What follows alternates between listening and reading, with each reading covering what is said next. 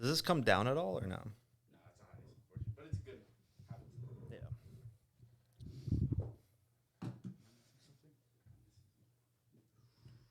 I don't think I am.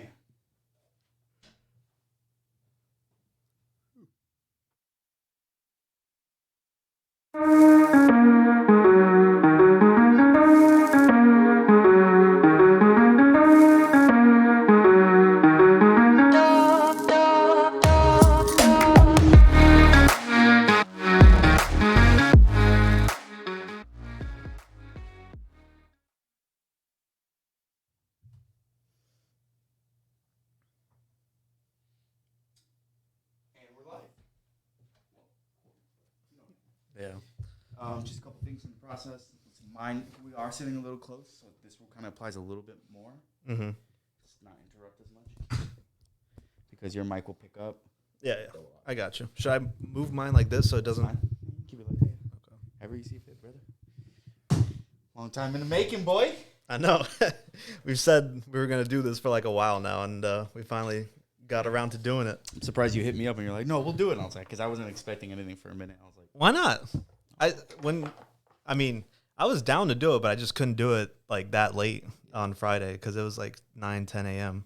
find the right time. Yeah, I feel you. Yeah. It was, bro, it was literally 10 p.m. I know. Bro, it's 10 p.m. Jeez. Okay, so, what was I going to tell you? I was going to say something. Oh, yeah.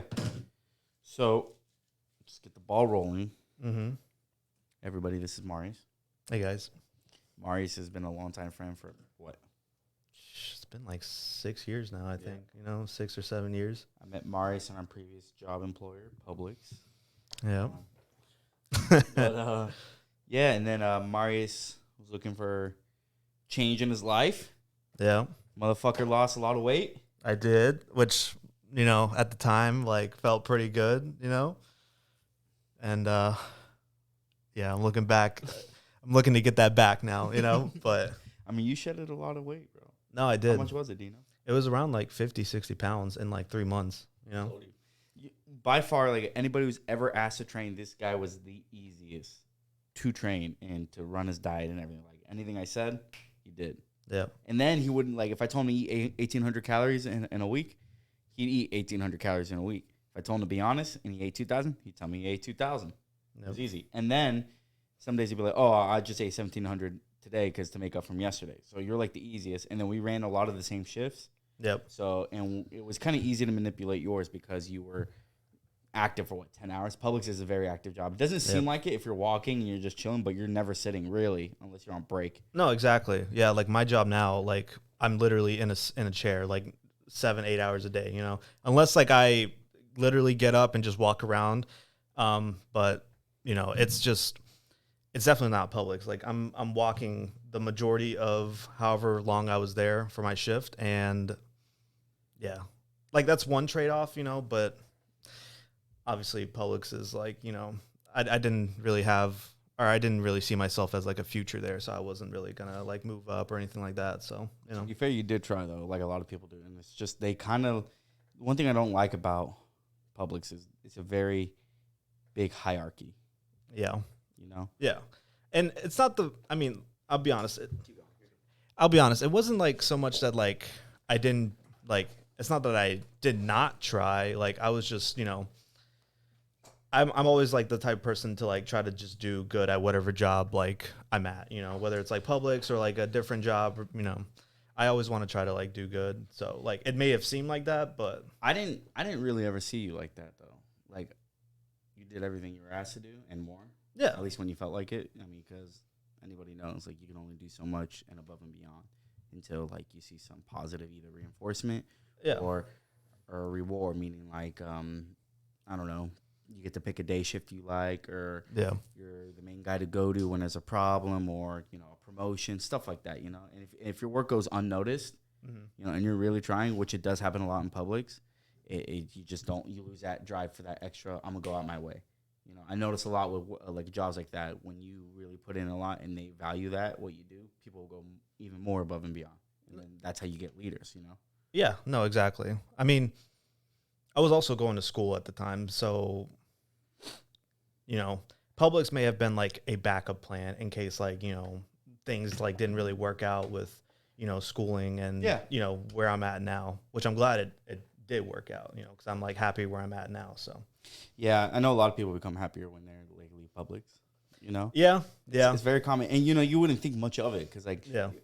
Only people who live in Florida, and I know it's kind of growing a little bit more everywhere else, but like here in Florida, because Publix is a Florida company, it was founded here. So, and back in the day, they were fucking amazing. Like, you got an extra $1 if you worked on the weekends. So if you worked, on the weekends, your hourly was up $1. You got great benefits already. You could be part-time with benefits, and you just had so much like leverage with them, and it was amazing. So growing up, all I heard was, "Oh, you work in Publix? Yep. Oh, dude, that's crazy. Such a great company." And yet they never fucking worked. That was like the word everybody knew. Yeah. You've heard that? Like, did you ever hear that yet? Dude, yeah. Like that's exactly that. Like just growing up, it was either, you get a job at Publix or like you try to go into like retail, but like they always made it seem like Publix is like the way to go, and it would like set you up for life. You know? Like even our teachers would be like, "Oh, you work for Publix? That's crazy." And like you always heard the things like the only way you get in Publix is by knowing somebody. Yeah, that's how tight it was. Exactly. Yeah. Like I mean, even my first job was at Winn-Dixie. It wasn't even at Publix. Know that. That's crazy. Yeah, I started working at like 15 years old. Well, describe people what Winn-Dixie is like. In correlation to Publix. Yeah, so for the ones who don't know what Winn-Dixie is, it's like basically the competitor for Publix for like the Southeast region. But it's not like it's basically like if I had to put it in comparison, the Wish version. It's a Wish version, exactly. There's like Amazon and then there's Wish, and the people who like number one go into Winn-Dixie, like who actually shop there like on the regular, compared to like people who shop at Publix, or like they're different. The workers there are different. It's completely like different standards essentially. But I mean, even I still shop at Winn-Dixie from time to time. I haven't been to Winn-Dixie in forever. When I go in there, I'm like, this place is a hellhole. Dude, it's so bad. I remember when I first like started working there, I worked as like a cashier, and like my pay was like $8.15, and that was like in 2015 or 2016. That was like my like hourly when I first got my first restaurant job. Yeah. So, and I was only working like that's slave labor, boy. Dude. That's slave money, boy. I know. And it was like, it was 6-hour work weeks, but it was like split up into like 2-3 hour shifts. So, and I didn't have a car, obviously because I was 15, but like I didn't have a car because I was like saving up to buy one, and I would like bike there. And like, half the time, because like I was still in high school at the time, it was like, late night shifts. It was like, 8 to close or, 7 to 10 or whatever. And so like I had to bike there, but then like I would have like my parents like come pick me up because like. What would you do your bike? Leave it there, lock it up, or no, put it in the car? I mean, I put it in the car. So the old trunk, huh? Yeah. The old one wheel sticking out the trunk, eh? Exactly. Yeah. Damn, bro. And your ass is definitely sweating, bro, on the way to work. Yeah. Marius sweats a lot. Yeah, I do. He does not have the genes for cool temperature regulation at all. Yeah. I've always, even when I was like, skinny, I was still just like sweating. You got them pores, boy. You always had to carry that thing on you. Then I mean that rag. Yeah, I know. One of these. I like used to bring a rag when we used to work out. Yeah, we did. Homie was sweating, bro. He's the reason why you have to disinfect everything. Yeah. Somebody walking up and be like, "Damn, bro, who's sweating over here, boy?" Yeah. Now that I work out like at the other gym that we used to go to, like I literally have to like disinfect after because I just feel so bad, leaving like wet marks and sweat marks. I'm just like, dog, this is like horrible. I hate it because when I was training Marius, not a personal trainer, just accepted donations, whatever. But when I was training Marius, I hated always going after you. I was like, fuck, bro, this boy gonna be sweating. And you're always cautious of you. Like, I got you, bro. All right, bro, you good? Yeah. I would always wear like hoodies too. Yeah. So that it worked out better for you too that way. Yeah, Damn. For sure. So with Winn-Dixie and Publix, like Publix is great and all, but like people like really hype it up to what it isn't anymore. I feel like that whole standard and the whole value we hold of it, it just like really literally like sold as a kid growing up. Like if you didn't get a diploma, if you didn't go to college, if you didn't know where to go, it's either military, right? Some 9 to 5 if you were lucky, or The best possible route, everybody said, Publix. Yep. Because Publix offered security, constant hours. Once you were guaranteed full time, 40 hours a week, you're a top priority no matter what. Yep. If there was a shortage in hours, everybody got 40 hours who were full time. Everybody else suffered. Yep. That was just what it was. And then their stock in the company is private and never went public. So that's big. That's Publix's biggest leverage. Is the only way to grow this company is within the company. Yep. If you want people to shop here and you want the value of Publix to become even greater and you want your stock to grow up, you have to go out your way to make that customer's experience so much better that they keep coming back, telling their friends, and it worked and it still works. Yep. Because if you live here in Florida, you know, and you don't have to live here in Florida, but like if you come to Florida and you ever go by a Publix, you'll notice you can walk into a Walmart. You're not going to find anybody to help you who wants to help you. And if you do, you're like, holy shit, right? And then they'll take like 40 minutes to fucking come back out of a back if you're asking for something. They have their music on. They don't care. Yep. Same with when Dixie's a little bit better because they're trying to be a competitor to Publix. And then Publix, there's a mandatory, 10 feet? Yeah, it's like the 10 it was something with 10 something rule where like, you know, 10 second rule. Yeah. I think it's like whether it's, you know, within 10 seconds that a customer walks into the aisle that you're on, you have to like greet them and say like, hi, how are you doing? You know, can I help you with anything? That's what everybody loves there. Yeah. That's what everybody loves. That's why everybody loves going to that. And then, you know, they have like little cool stuff as well. Like if you're a kid, where do you go? You go to the bakery. For what? For the cookies. Because they're free. Yep. And Publix cookies fucking slap, boy. Dude, yeah. You're working a fucking opening and you're working through the night or you're doing an overnight. You get yourself an energy drink, some bakery fucking cookies. I remember one time I was doing the overnight and one of the bakery guys, for whatever reason, he came in at like 2 or 3 a.m. in the morning. Bread. Yeah, he came to bake bread, but he also came to like make like the overnight crew like some donuts and like some pastries or whatever. And dude, let me tell you something. You get sucked off in Publix, boy. Oh my god! Like if they can just pay me in donuts, I was like, you know, I'd work there. You know? Bro, there's nothing better than going into a closing shift or a like overnight, and there is water, energy drinks, and some form of dessert. Dude, boy, ain't nothing that just brighten your mood. You bro, know? Walk in there to fucking hell, knowing that you're gonna just work your ass off, right? Yeah. And you're just like, damn, I'm getting paid shit. I'm not getting paid. I'm not getting treated right here. I'm fucking working an overnight, and I have to open later on. Yep. You know, that's why we call them cloping. You open and close, or you're just working an overnight, and you're like, "Fuck, man, I don't want to be here." And then you see them, and you're like, "This place ain't bad." You know, it's not too bad. I mean, it could be worried, boy. You know, like, I could be homeless, you know, and not have donuts. It's exactly, you know how like all the bullshit's like employee appreciation. We're gonna. To show you how much we appreciate, everyone's like, oh, boy, we about to get a fucking raise, a bonus, some shit like that. And he's like, y'all get free food today. Yeah, pizza party. And that shit worked at Publix every fucking time. Every time, bro. And it was so great for a while. And then, like, you know, that everybody, it just seemed like you didn't need to know anybody to get in Publix anymore. Like, what's the number one phrase you hear in any 9-to-5 job or any, like, restaurant job? Any customer service job, when a new guy comes in, what's the first thing you say when they start working like shit or they're just moving slow? What do you say? I don't know. Come on. No, bro. It's like the number one thing everybody says. Just think. You said it so many times. So what's the question? So let's say you're been working at Publix for 2 years, and it's you and your group of friends, you know, who work together, and you're working a normal shift. Some new guy comes in, and he's already been trained, right? And he's working, but he's not working up to par on your level. Yeah. Like he's moving a little slower. He's not incentivized. How you say it? Incentivized, yeah. Incentivized, or he's just not showing enough care. He's just like moping around. Mm-hmm. What would you say to your boys when you go in the back and he's on the floor? I'd be like, bro, this dude's slow as shit, or he doesn't care or something. Boy, you lame as shit, boy. No, I'm about to tell you about the freak. You ready? Okay. I'm gonna put this is the Publix voice. You know the Publix voice. Yeah. Guess we're hiring anybody now. Come on, tell me I'm wrong, boy. Bro, I mean, it definitely felt like that. That's what anybody said is, I guess we're hiring anybody now. Dude, let me tell you, the fair share of people that have walked through the doors that got hired, I'm like, you got fucking hired by this place, you know? Bro, it's like... And you know, and we worked like at the same time with like some of the people that we work with, bro. You know? You would just have people who it was either like, I guess we're hiring anybody, or like, where'd they find this guy? Yeah, no, exactly. how'd this guy get this job? It was literally the whole thing. And bro, don't even catch me on I have so many jokes and skits and fucking just material based on like basic quotes anybody says. Dude. So you ready for it? Here goes. Let's see if you can catch me on this one. Ready? Okay.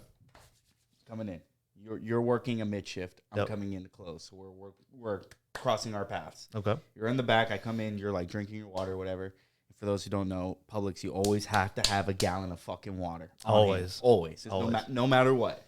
So, 2 reasons. 1, you stay hydrated, obviously. 2, it gives you any fucking excuse to go in the back. Yep. I got to drink water. Got to go. Yep. I'm thirsty. I got to go to the back. Exactly. Hey, guys, remember that training we had where we need to drink more? Yep. Got to drink more. Shit like that. Gives you a couple seconds to get away from people. Like, oh, dude, I want to talk to the manager right now. Oh, he's talking to someone else. Let me get water. Where you going? Get water. And then right when he's looking away, you're out, bro. You fucking hit the slide and glide, baby. You just, So here are the phrases, right? I'm coming in. Yeah. You're in the back drinking water. Okay. I'm punching. Exactly, boy.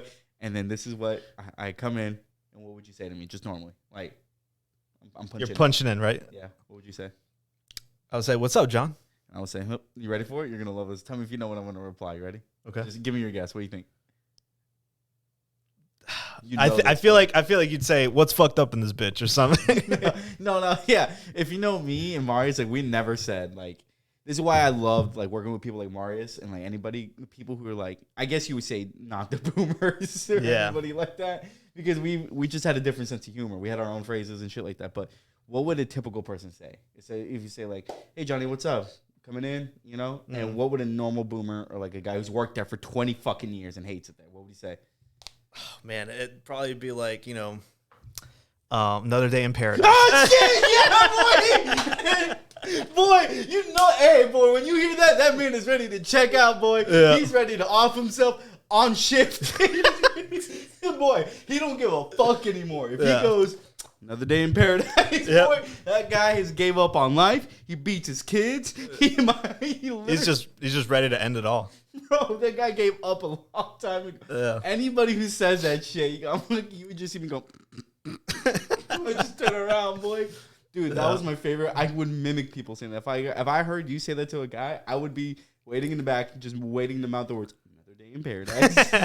Oh my god! And then nobody really says "another day, another dollar." No one says "another day in paradise." Or you ready for? The most second one. Come on, give it to me. The most second common phrase.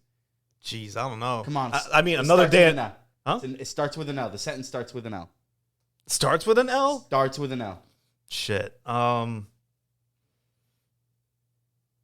I don't know. You're gonna have to tell me. You're 1 for 1 right now. Please give me 2 for 2. No, I can't. I can't go. Starts with an L. I'm not fucking MJ, dog. You're a boomer. Come on, bro. And I just saw you. Hey, Marius, what's going on? And you don't say, another day in paradise. You say the other phrase.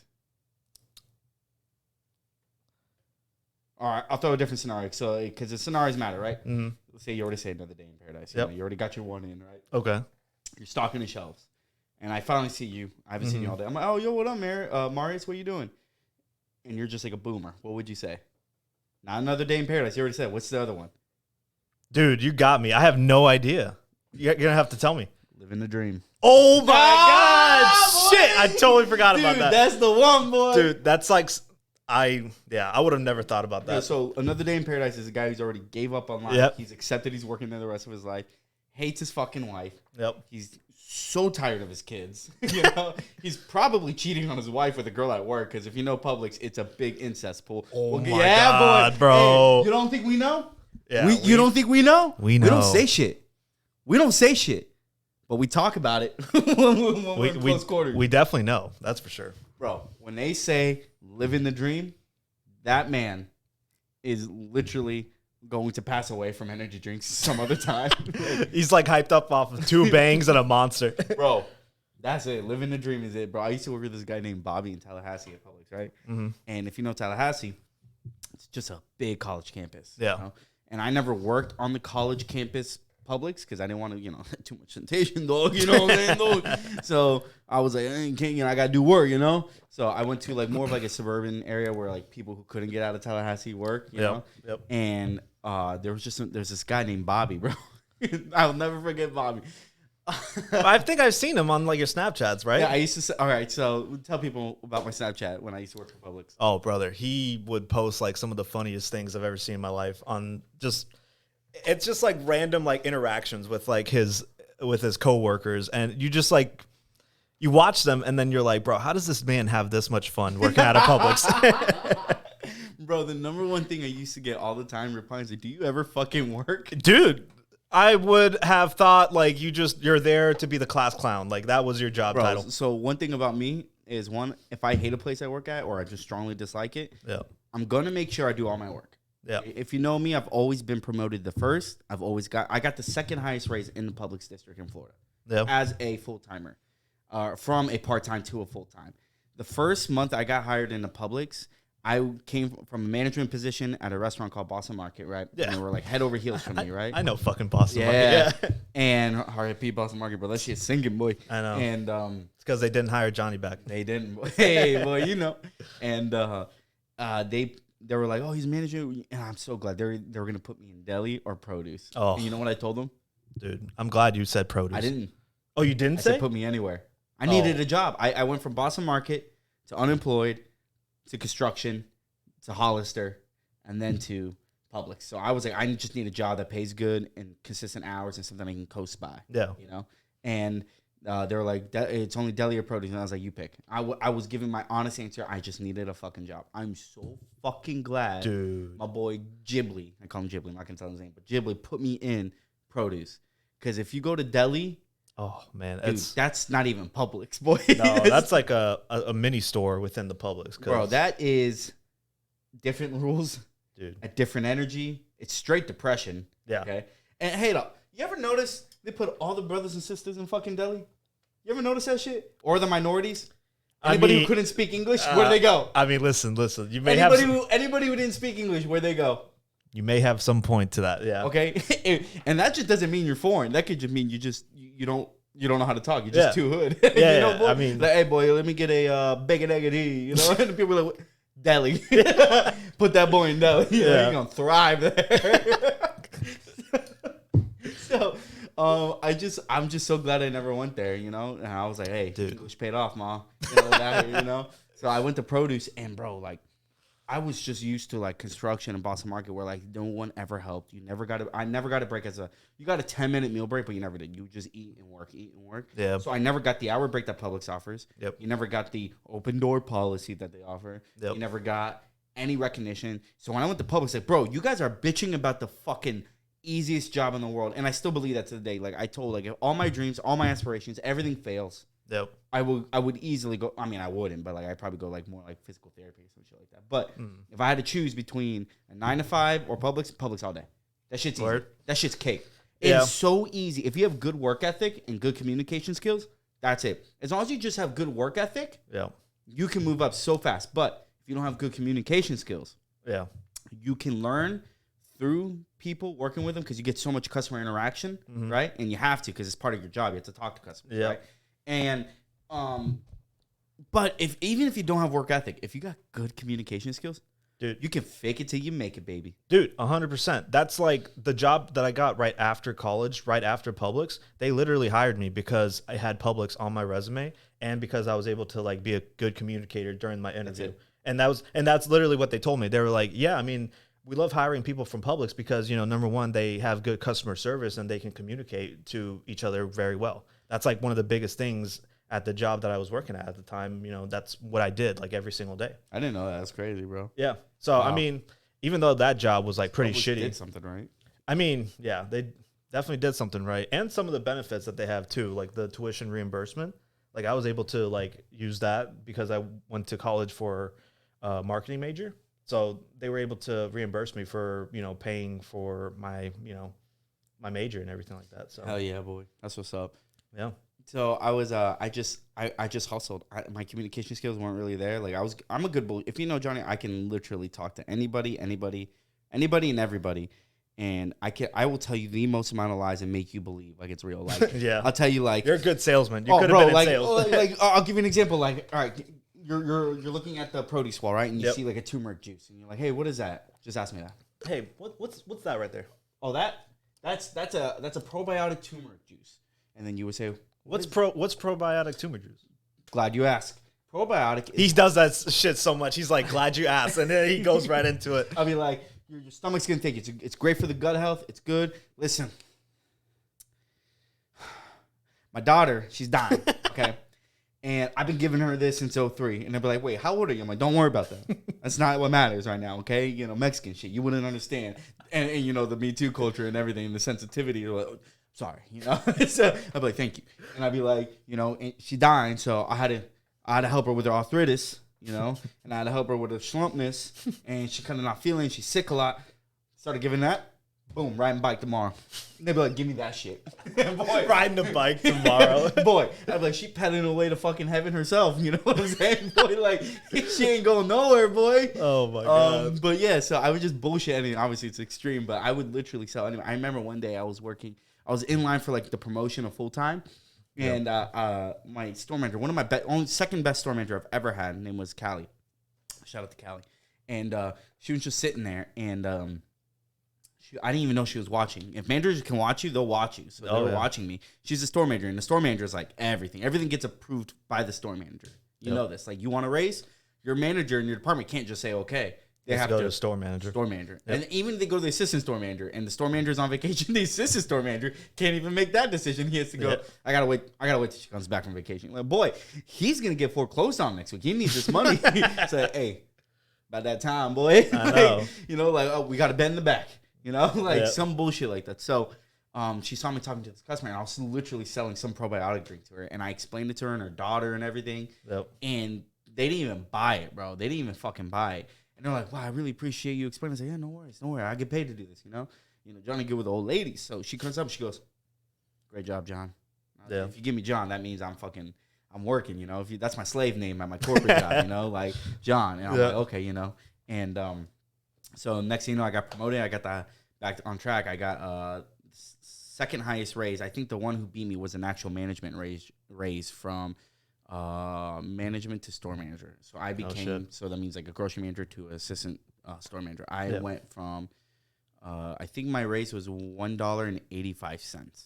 Oh, damn. And if you know Publix, that's a lot. What's the highest you've ever seen anybody get? The highest I've seen anyone get in part-time is like maybe $1 back then. Maybe. Back then. That's like, and you're only getting $1 because you promised them you're gonna go for management. Yeah. Or some shit like that. You know, like you're on like I promise you, okay. The typical raise is 25 cents. Yep. And then if you're a really good worker but you don't see a future and they know that, they'll give you 50 cents. Yep. There's never really 75 cents, but all my raises have been 50 cents, 75, or mostly 50s and 75s. So I've been all my raises. Yeah, same. All my raises. And then when I got that $1.85, I was like, they brought me to the back. They've been trying to get me to get promoted for so fucking long. Yep. Like the first month I worked in there, they're like, you have a future in management here. And I remember this one kid named Dominic. Oh my God, Dom. Remember Dominic? I remember Dominic, no, bro. Hey, bro, Dominic, bro. Hey, Dom. What's up, man? I'm Dominic, boy. Bro, I have so many stories that we could share about that. Dominic was filling in from grocery. So if there's a loose department that doesn't have people helping enough, they will grab mostly from grocery, bakery, anywhere to help out that department for however long. And he was like helping out for like 2 months. Yep. And he was like, oh man, I'm gonna get this position. Produce is where it's at. The running joke in Publix is grocery is like a very hard manual labor job. Like you're doing a lot, you know, especially with resets, stocking, inventory, everything. Yeah. So if you're old and you want to retire from grocery, where do you go? Go to produce. That's where grocery goes to retire. Yep. It's laid back. It's not as much customer interaction, still a lot, but nowhere near as 12 aisles, you know? Yeah. And then you don't have a lot of manual labor. You work the 4 a.m. shifts and you have help. Yep. And then you go. So that's what Dominic wanted. Yep. And they're fairly close on hourly. And when I came there, he was pissed, bro.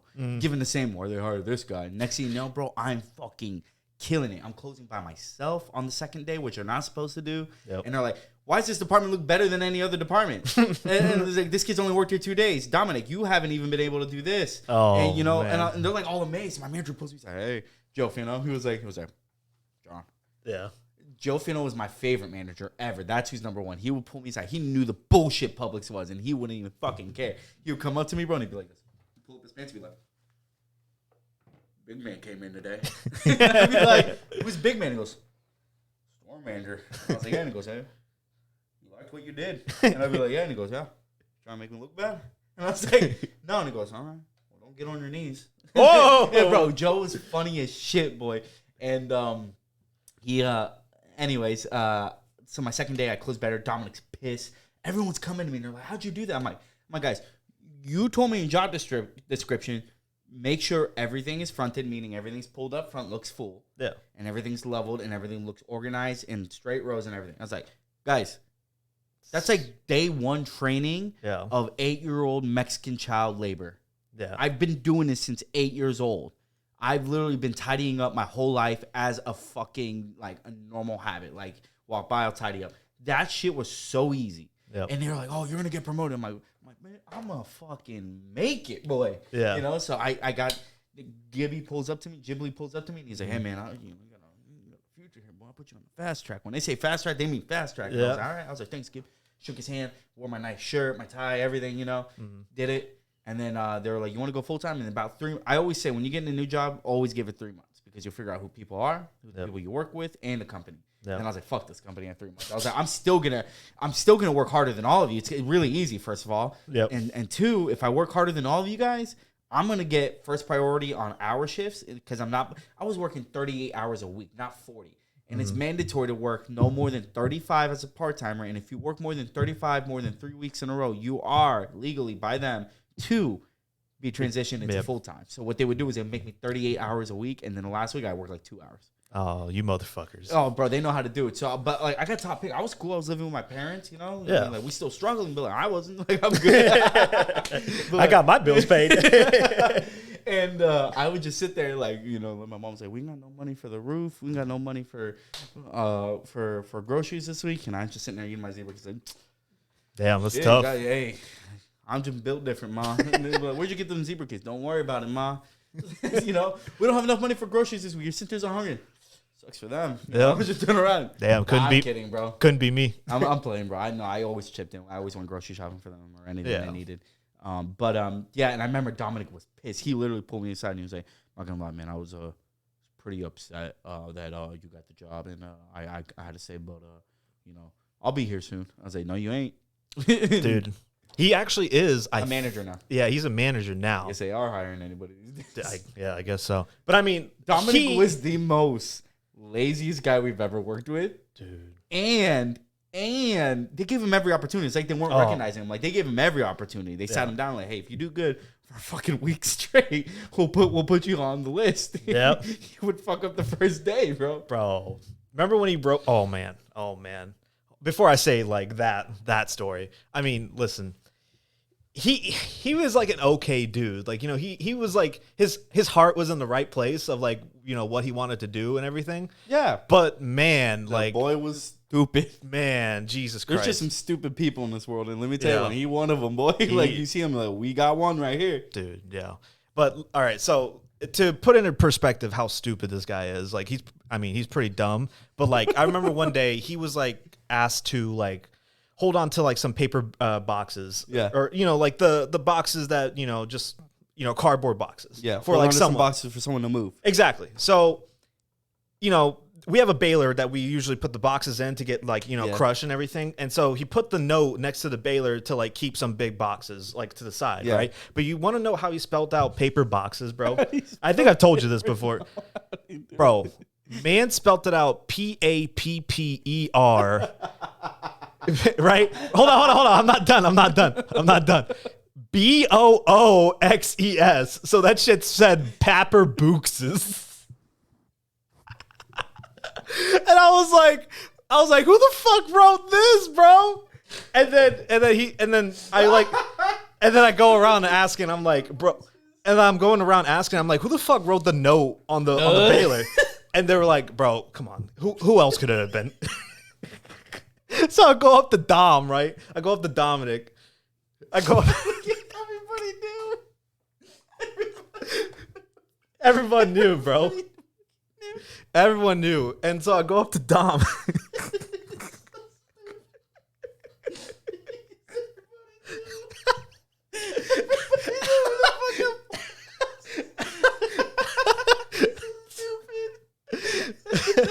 Stupid. I know. Bro, I dropped out of school and I Oh my god. Shit. And I'm dyslexic, boy. How does this boy fuck up paper boxes? Bro, he fucking... I asked him... Oh, shit, boy. You got me sweating. I'm moving a rag, cuz. Fuck. I asked him, I was like, bro, Dom, bro, is this a joke? I was like, do you know how to spell paper boxes? And he was like, oh shit, I didn't know. Yo, what if he was like some smart genius and just fucked up? Oh my god, that would have been like the Jeffrey plot Dahmer twist. Motherfucker. That would have been the plot twist of the century. Oh my god, hey, you hear about that guy? He just a serial killer. Holy shit, dude, that man. shit was funny as fuck, bro. Dude, I'll remember that story till the day I die. That shit was the funniest thing. Shit, bro, that shit's funny as fuck. I never heard that story, dude. Dude, you were... I never got to really work with him. Like, I did, Yeah. but like, he never liked me, so he never really talked to me. Yeah, it was and just... then he went to groceries, so that was your field. You worked with his ass, you know? Dude, I always tried to like help him out and like give him advice to like, you know, how to move up and whatnot. Bro. Everybody tried to give him advice. I know. You know what the best part is? He wasn't just delusional in anything or one thing. He was delusional in everything. Yeah. Remember when that one girl came in? And you know which girl, but that one girl came in and he thought she was all about him. She's like, oh my God. She was like, what the fuck are you talking about? I never, like, tell the story. How's it go? Come on. Are we talking about the same girl though? Hold on. Start with an A. Oh, yeah. Go ahead, say. I mean, I don't really know like the whole story and everything like that, but Boy, I know it. I was close to her, bro. I know you were a lot more close to her than I was. I'm closer to everybody with anybody, just because I like I said, like I'll bullshit all day after my work is done. Yeah. You won't know I'm gone for like 2 hours, but bro, that department looked good. Yep. I do my check-ins, level up, talk to my customers, and go in the back and fuck around, and talk to people. Exactly. If everything's like all squared away, you know, I don't see. Yeah, and then they'll be like, "Oh, you gotta be on the floor." And I'll be like, "Bro, I gave my soul to this place. I don't want to be on this bitch, bro." Like, bro. I think the best quote I ever heard from a guy. He was like, "I just work here, bro." Like anytime Dude, Was it? Wait, I don't know who it was. You don't know, but his name was Brett. Oh, Brett. He would literally go like he was 6'3", 200 plus pounds, fucking mean, hardest worker out there. And because he was so hard, everybody went to like know like anything from him. Like, hey, bro, how do you get the fucking baler to work? Or the baler's broke, you know? Like he just knows everything. You know, he was a manager before and all that stuff. So he just knew. And anybody who went up to him to ask him, bro, he'd be like, me in his face. Everybody was intimidated. Like, God bless anybody's soul who had the balls to go up to him and ask him something. He'd be pissed, stocking shelves, and be like, Brett, do you know how to do this and this? And he goes, I just stock shelves, man. Dude, don't be checked out, boy. You said I don't want to work. I don't want to help you, bro. You know? So tell the story with Dominic. How's it go? So, dude, I don't know. All right, so this one girl had came in and she was like, if you know Publix, any girl that comes in. Was it the very first day? I remember now. I remember now. So, okay. So, I don't know exactly the full story, but I remember the very first day that girl started working there, right? And Dominic was like tasked to like help train her up and whatnot. God damn. Number one mistake already. I know. Number one mistake. Folks is coming to hell, So he's like, you know, showing her like, where like how to do her job basically, you know, and like where everything is. And I remember like, you know, they were like working throughout the whole fucking shift together. And like, I remember seeing them outside, like he was showing her how to like put the bales out into the dock and whatnot. And, you know, and she like went inside and I remember he was like telling me about like how she was like, you know, I guess like flirting with him or something. And like, I just kind of like looked back. I was like, I was like, are you sure?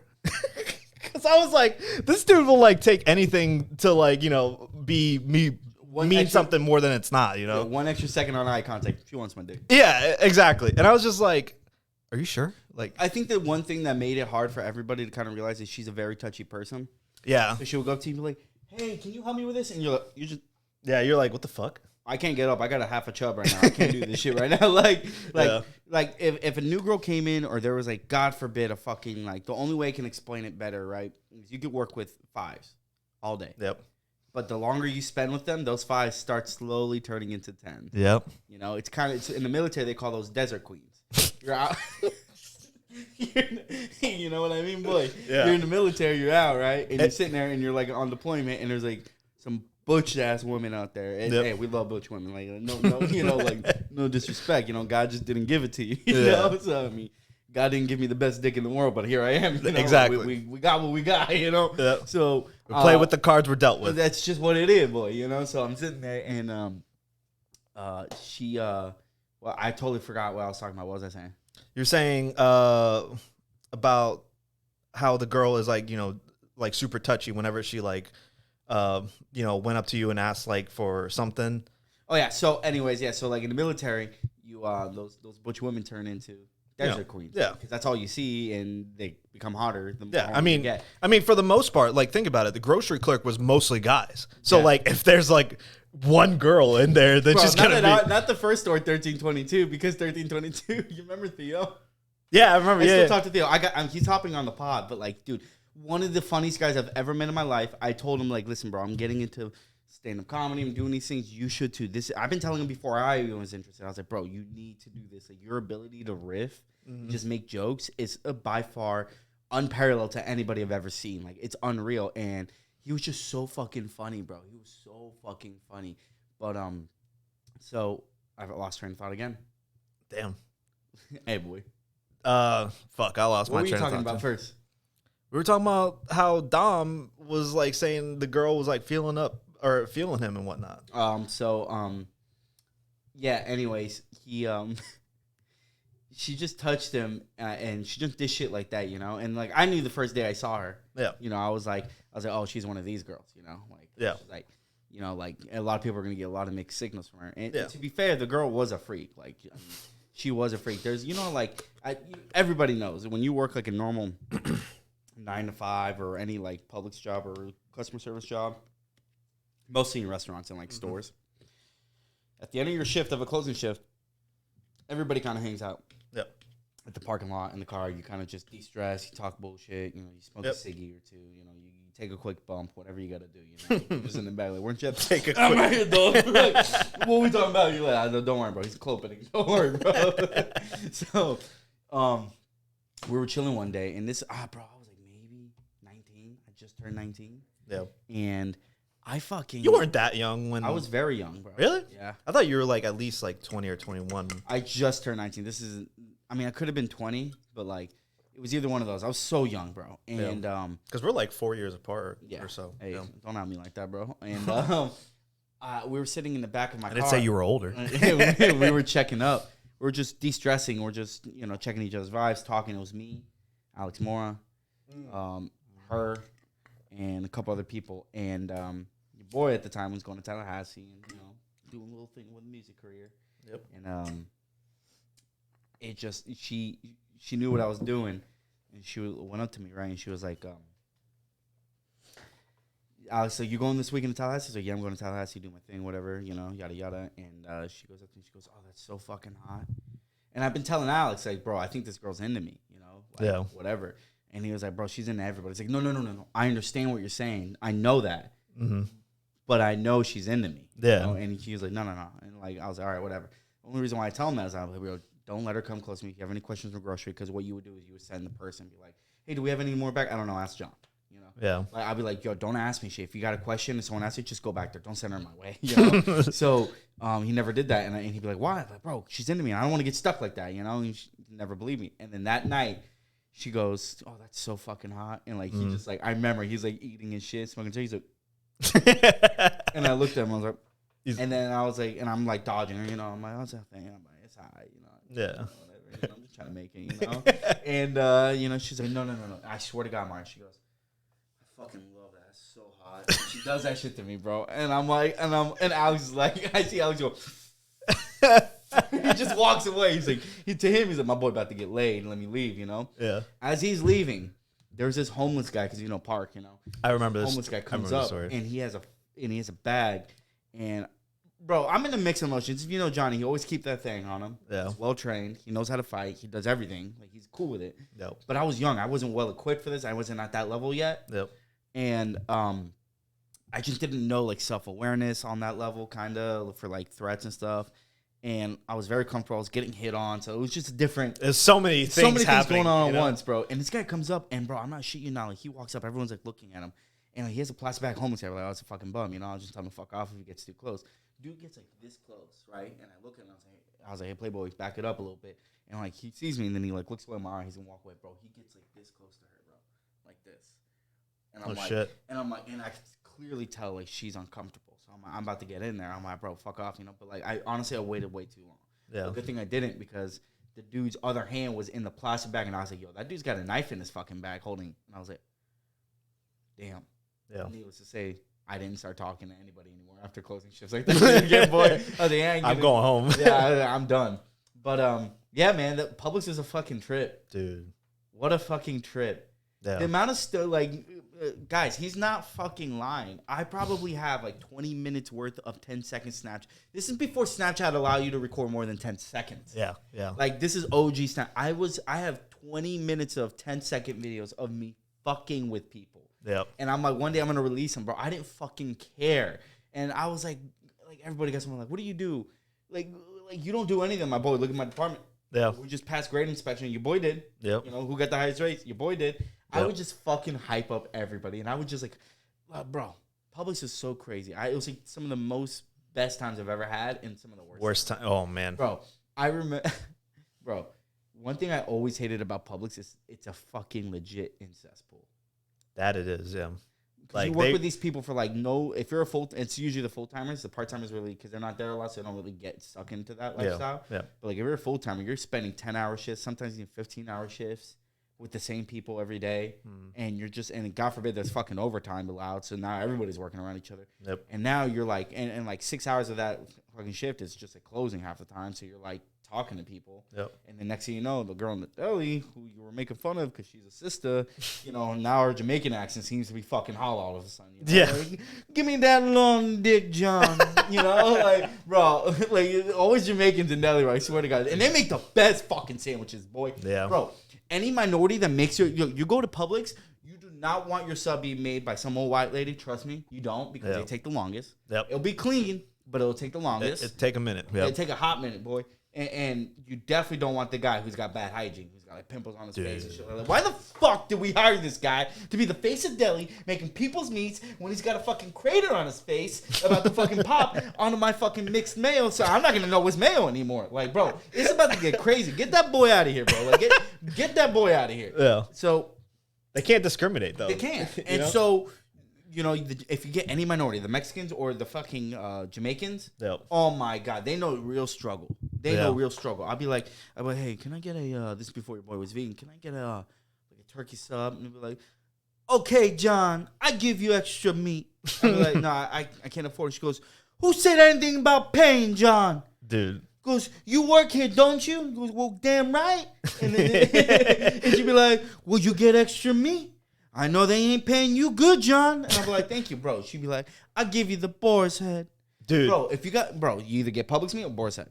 I always get boar's head, bro. Pay the extra. Yeah, it's worth it. If you can't afford the normal boar's head, you got to start looking at a second job. Yeah. It's only like $1 and some change. That's what I'm saying. So, like, I mean, talk to the homeless guy out there, bro. He'll hook you up, bro. He knows. You talk to a homeless guy out there, say, hey, man, I work here. He goes, I need money. No, I need money. I need boar's head.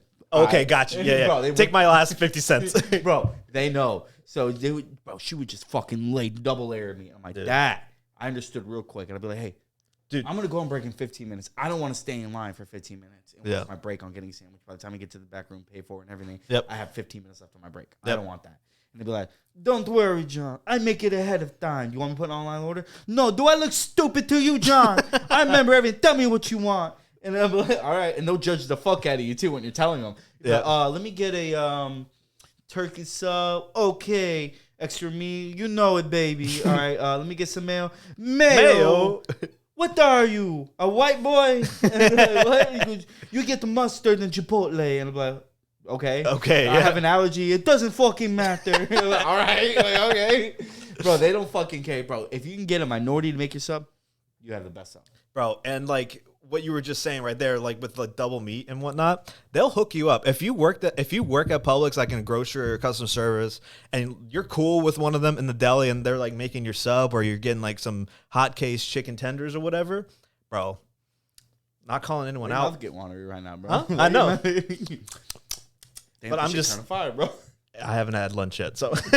But no, like if you have someone 6:30. We mean lunch. It's dinner time. Oh, you on that Mexican time, huh? Dude, I eat that dinner Mexican and lunch dinner be happening at like 11 o'clock. That lunch start at 7. That's right what I'm after saying. the fucking yard work, boy. Yeah, exactly. But no, if you have someone in the hookup, like, you know, if you know someone in Delhi, they'll hook you up. Like they'll, you know, Boar's Head is a little bit more expensive than Publix, but you know, sometimes, but sometimes they'll just market as Publix. You know what I mean? Facts. And sometimes you want that extra meal. Yeah. That extra chips and fucking soda, no charge. No charge. You know? Exactly. Bro, I fucked with that place so fucking much. Like, I don't understand why people had so much aggression to other fucking departments as if it was a cult or like a gang. Like, oh, I'm produce. Fuck grocery. They don't ever help. No, help grocery out. Yep. Help produce.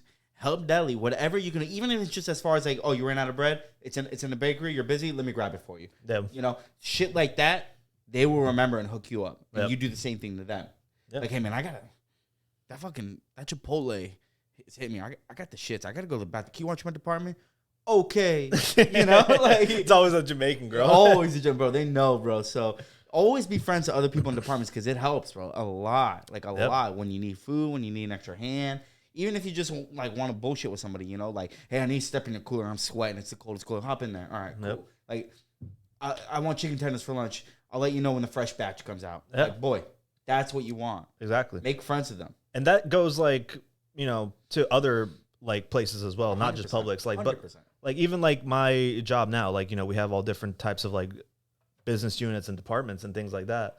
And I'll tell you what, you know, people, like, whenever my team or someone from my team needs to go to, like, the finance department for something, and, like, they take forever to get their things done, but, like, I'm, like, a little bit nicer to them, and, like, you know, I talk nice to them and, you know, say thank you and please and everything like that. Premium Publix customers. Exactly. They get back to me quicker than they do because, you know, 100%. I'm just simply, like nicer, you know? That's one thing I learned in management at Boston Market is, you know, I'm not confident in a lot of things. There's only very few things I'm confident in. I'm confident in the gym because of my knowledge, even though I don't look like it, bro, but it's just my knowledge. I'm confident in martial arts. I'm not the best, but I'm confident in what I can do. I'm confident in just self-confidence. I'm confident when it comes to people. If I have enough practice and time, I'm really good with it. Nowadays, I'm a little bit more introverted because of the pandemic. RIP, everybody. But you know, but I'm really confident. Like, my most confidence comes in work ethic. Like, if it comes to manual labor, I can outwork anybody any day. And I told that to so many managers of mine. And I've offended so many, and I've always held my end at the bargain. Like, they'd be like, John, you need to get promoted. You got to be more like me. I was like, you understand. Like, there's this one guy, I love him to death. He's a really good friend of mine. And his name is Dan. And Dan was legit, like, the man. Like, he was a guy who just wanted extra pay, just wanted a coach, wanted management. But, like, he was the manager you're going to want because you know, he knows Publix. He was you know, want to know when you have a cool manager is when they have, like, because the store managers will never go out their way to tell you the problems because they're a bunch of bitches. They ain't going to do it. There ain't no problems. What are you talking about? Even if they, right? Like, even if they see the fucking problem in front of their face, it's like they're a pussy and they don't want to address the problem right there. They're like, let me talk to you real quick, Marius. Yeah. Hey, your team is fucking up. I just saw him give some girl who has a fucking fish allergen something with fucking fish in it. And now she's going to die. Well, why don't you say anything? That's not my department. I don't want to step over toes. Like, bro, you're such a bitch. Like, just talk to me. So this is how you know you have a good manager. When that conversation happens, like, hey, man, I just had a conversation with John. You know, oh, fuck, what? And he goes, listen, he says that, you know, we need to level more, keep it a little bit more tidy. He said, all right. He goes, listen, you're doing fine. When he's around, just look like you're doing a little bit more. That's it. It was like, that's how you know you have a good manager. That's what Dan was, all right? Yeah. But Dan was a little drunk off of juice too much. Dan was drunk off what he thought he got out of, like, work ethic with just him being a communicator. Like, he was so good with communicating. But, like, believe it or not, like, he's probably the second hardest manager I've ever seen work. Like, so, but we know so many full-timers who work harder than managers ever, you know? So, like, one day we had a conversation about work ethic, and he was like, you really think you're it? I was like, Dan, I can promise you one thing right now. He goes, if this was my career and I saw to make sure that this ended in the highest position as possible, I can guarantee you with the years you had ahead, because if you're a manager, you have to put in the time. You have to put 2 years in as an assistant manager and then get in the list and then hopefully get promoted. Not by your store manager, by your district manager now. So there's a bunch of time in between. I said, I promise, even with the time you have ahead of me, I will get to management and store manager before you ever see management. And he got offended. He got offended, bro. He was in the mood all fucking day. He was throwing shit at me. And I was like, bro, I'll outwork any fucking body. Anybody. Like, you don't want to see me there. Like, you give me an objective, I will make sure 20 other objectives get done when that objective's done. I will make sure you look bad. I will make sure when they're like, who closed tonight when you called out? Oh, John took an extra shift because I called out. Damn, bro, he made it look better than you. Like, I will make sure I go out my way to fucking leave you behind. And he didn't know that. And then time came. Next thing you know, Dan's like, hey, man, I had to stay an extra 4 hours. Can you open the store for me? Can you go in and just, like, open the department and make sure everything's good? Can you do inventory? Can you do the order? Yeah. Can you make sure everybody's on task? Can you, anybody needs help, you help them out? Can you talk to Steven, let him know this before I come in? I'll be like, yeah. By the way, this is all management shit. Yeah. Remember, I'm just a part-timer. But okay, yeah. He learned real quick. But, like, he's still one of my best friends, bro. When we got all the work done, he was on the same page with me. Let's fuck around. Bro, there's so many videos of us. Like, I would always, bro, we used to riff in front of girls. Like, in Publix, if there's any hot girls around, you either act like a fucking creep and you stalk them down. How many times do you see that shit? Bro, there's a baddie on aisle 3. Bro. Where, bro? Yeah. Bro, remember when Cedric or Alex would come in the back and they're like, bro, check aisle 4 right now. And then I remember we all went out in a group that one time. What the fuck were we doing? You know? Bro, like, that was just it. Yeah. So anytime there was, like, me and Dan were never like that, you know. So what we would do is we would be like, all right, there's baddie out there. It's like, yeah, John, come out here. Like, all right, cool. Walk out there. And we just started embarrassing each other in front of the girl just to make each other laugh. Yeah. And make her laugh, too. So Dan would be like, hey, how you doing? And then I would just interject immediately before she could reply. I'd be like, sorry, he doesn't get out much. It's been a long day. His wife just cheated on him. He's looking for new opportunities. And he'd be like, he's just mad he's short and's got a little dick. And then I'd be like, he's just mad that he's fucking fat and slow. I was like, do you hear him breathing right now? He's wheezing. That's not a pug. That's not a pug. That's a human. They just start laughing and we walk away and then, like, we just be dying. Sometimes I hit a little too hard or you hit me a little too hard. But, hey, man, come on, let's not do that. You know? Yeah. We just fuck around or we just fuck with old people, you know, stuff like that. Yeah. You know me, bro. The best thing, one thing Johnny was known, I talk to myself like a fucking god, but, like, you know, I am the golden god. But the one thing Johnny did was he fucked with customers all the time. Bro, if there was a customer, if you were a customer, you're looking straight ahead, right? And you're shopping for cheese. Like, look ahead. Yep. And you, like, put your hand out like you're about to grab cheese. Don't grab that cheese. Who said that? Bro, I would do this shit all the time. Or, like, you'd be looking, I'd be like, hey, how you doing? And turn around and be like, oh, I'm good. I'm like, oh, I'm sorry, what happened? Bro, they would get so pissed. Shit. They would know. And then, like, I would do, like, because you know how there's, like, mirrors on the side of the cool cases? Yeah. There's, like, a little reflection aluminum, and you can see your face, and people would check themselves out in or whatever. I would be in front of a customer, like, hey, I'd be like, hey, how you doing? They'd be, like, watching me because they're waiting for me to put something there. And I know my reflection's on the side, and I pretend like I was a dog and got scared. I'd be like... No fucking way. Bro, I swear to God. I'd be like, oh, Jesus. Or, like, I go to a customer and, like, clearly I know they're there, but I pretend I get scared. I'm like, ah! And I'd be like, ah! And I'd be like, sorry, you scared me. Like, you scared me? I'm like, don't do that to me. I know I'm cute and all, lady, but come on, you know? And they would just fucking love it, bro. And they would just look forward to come in. And it's just, I fucked with customers too much. And if you really piss me off, oh, dude. What do you need? I need oats. I didn't see it down the grain aisle or whatever, but it's on the cereal aisle. Always, you know, but they're not by the grain area like the chips and stuff like that. Yeah. So I would tell them about it. Oh, it's on aisle 12. Nowhere fucking near where it needs to be, bro. Damn. Nowhere near. And they would come back like, where's that? I'm like, it's on aisle 12. And they're like, no, it's not. But I'll just stay here while they're, like, shopping. I'm like, I'll get it. And they would see me walk down aisle 12. I would make sure I'd hit the other aisle on the way back, grab it. And I was like, it's right here. Yeah. And they'd be like, I didn't, I'm sorry. I'm like, it's all right. I just have important things to do. Oh, my God. You know what the best ones were, though? The real OGs who come in, the customers? Yeah. Hey, do you know where the water's at? You don't have to show me, but where? Yeah. I'll be like, this guy gets it. You want me to make out with you? Because that's how you get made out with. Like, bro, like you want some tongue? Because you're going to get some tongue. You're like, oh, the worst, right? This is one thing. This is how you piss people the fuck off right here. You're gonna be an employee, right? Okay. You see me walk in. Yep. You greet me. Hey, how are you doing? Hey, listen, I need to know where aisle 12 is. I'm kind of in a hurry, or where cereal's at. I'm kind of in a hurry. And they go to explain it. Okay, that's on aisle 7. Aisle 7? Yep. Are you sure? I'm sure. Okay, cool. Come back. Whatever. Hey, did you find it? Right. Yep. Go ahead. Hey, did you find your cereal? No, I need to know where the fruit cups are at. The fruit cups? The fruit cups. Okay, can you explain them? Can you explain them? You know, the one with the fruit cups. The fruit cups. You know, with the peaches in the jar.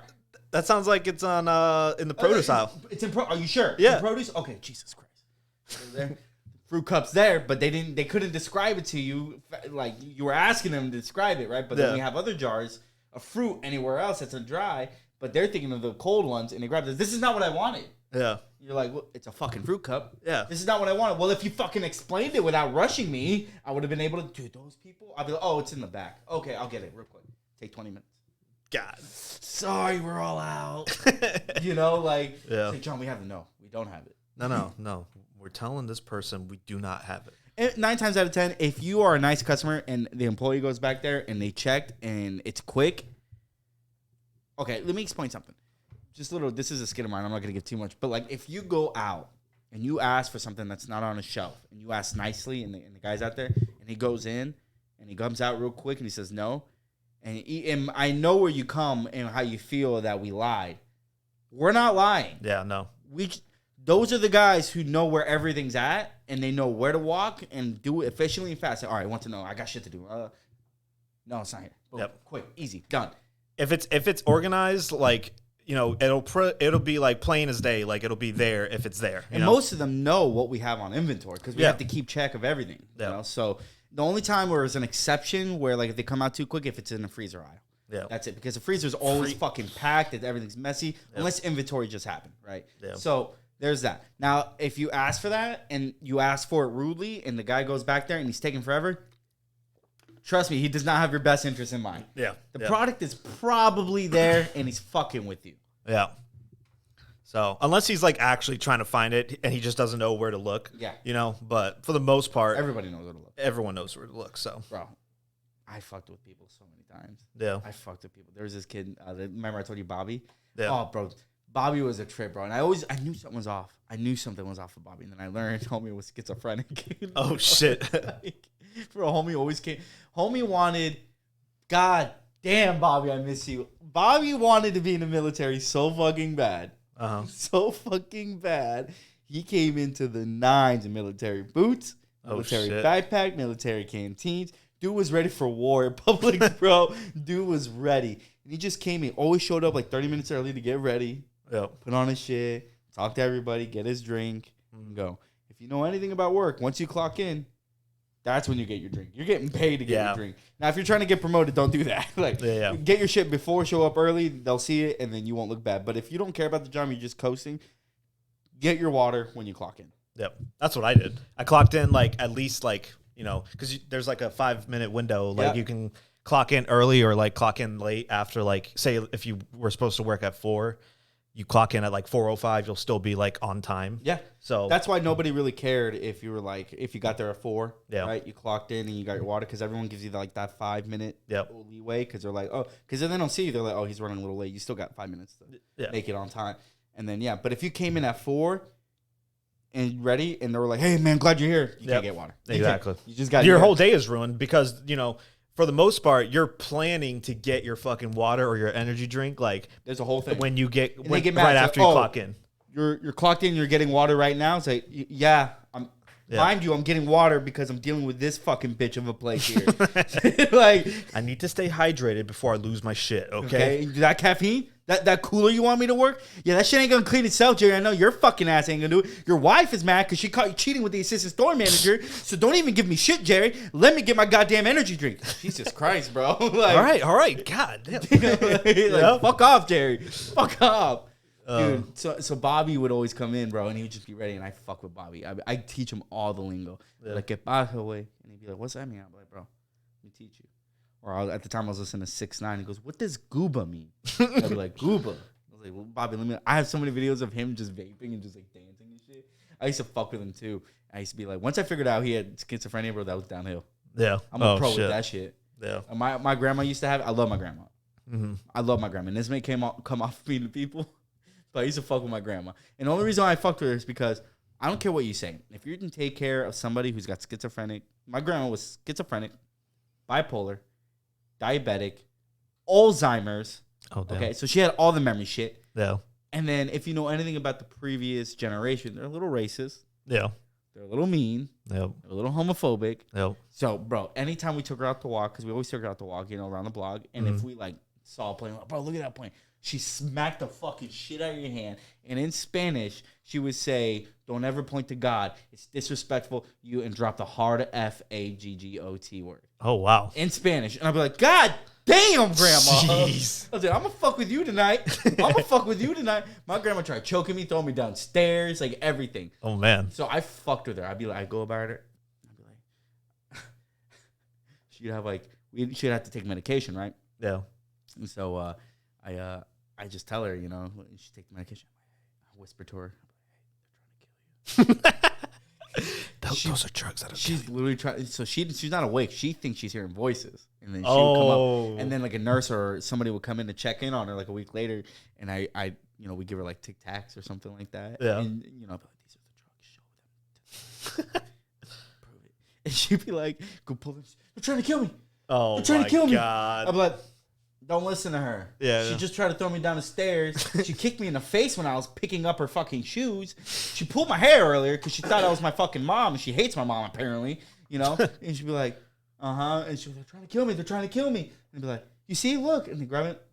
It's a fucking Tic Tac. Damn. I'd give her Tic Tacs. So I used to fuck with Bobby. I would whisper behind her, "Bobby, they're watching." He turned around. Who said that? You'd be like, "What'd you say?" I'd be like, I didn't say anything. "I didn't say anything, Bobby." He's like, no, what'd you say? And I was like, "Nothing." He'd be like, "Uh-huh." And I was like, "Okay." And then there's an intercom by the cut section always, Yeah. So I'd be like, "Bobby page 232, Bobby page 232.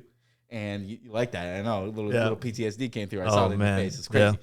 Dude, that's the worst. And then I would tell everybody in the department, I was like, "Hey, listen, I'm fucking with Bobby. When he asks if you guys heard that intercom, say no." Nothing.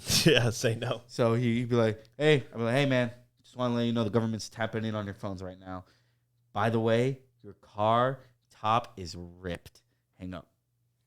And he'd walk outside.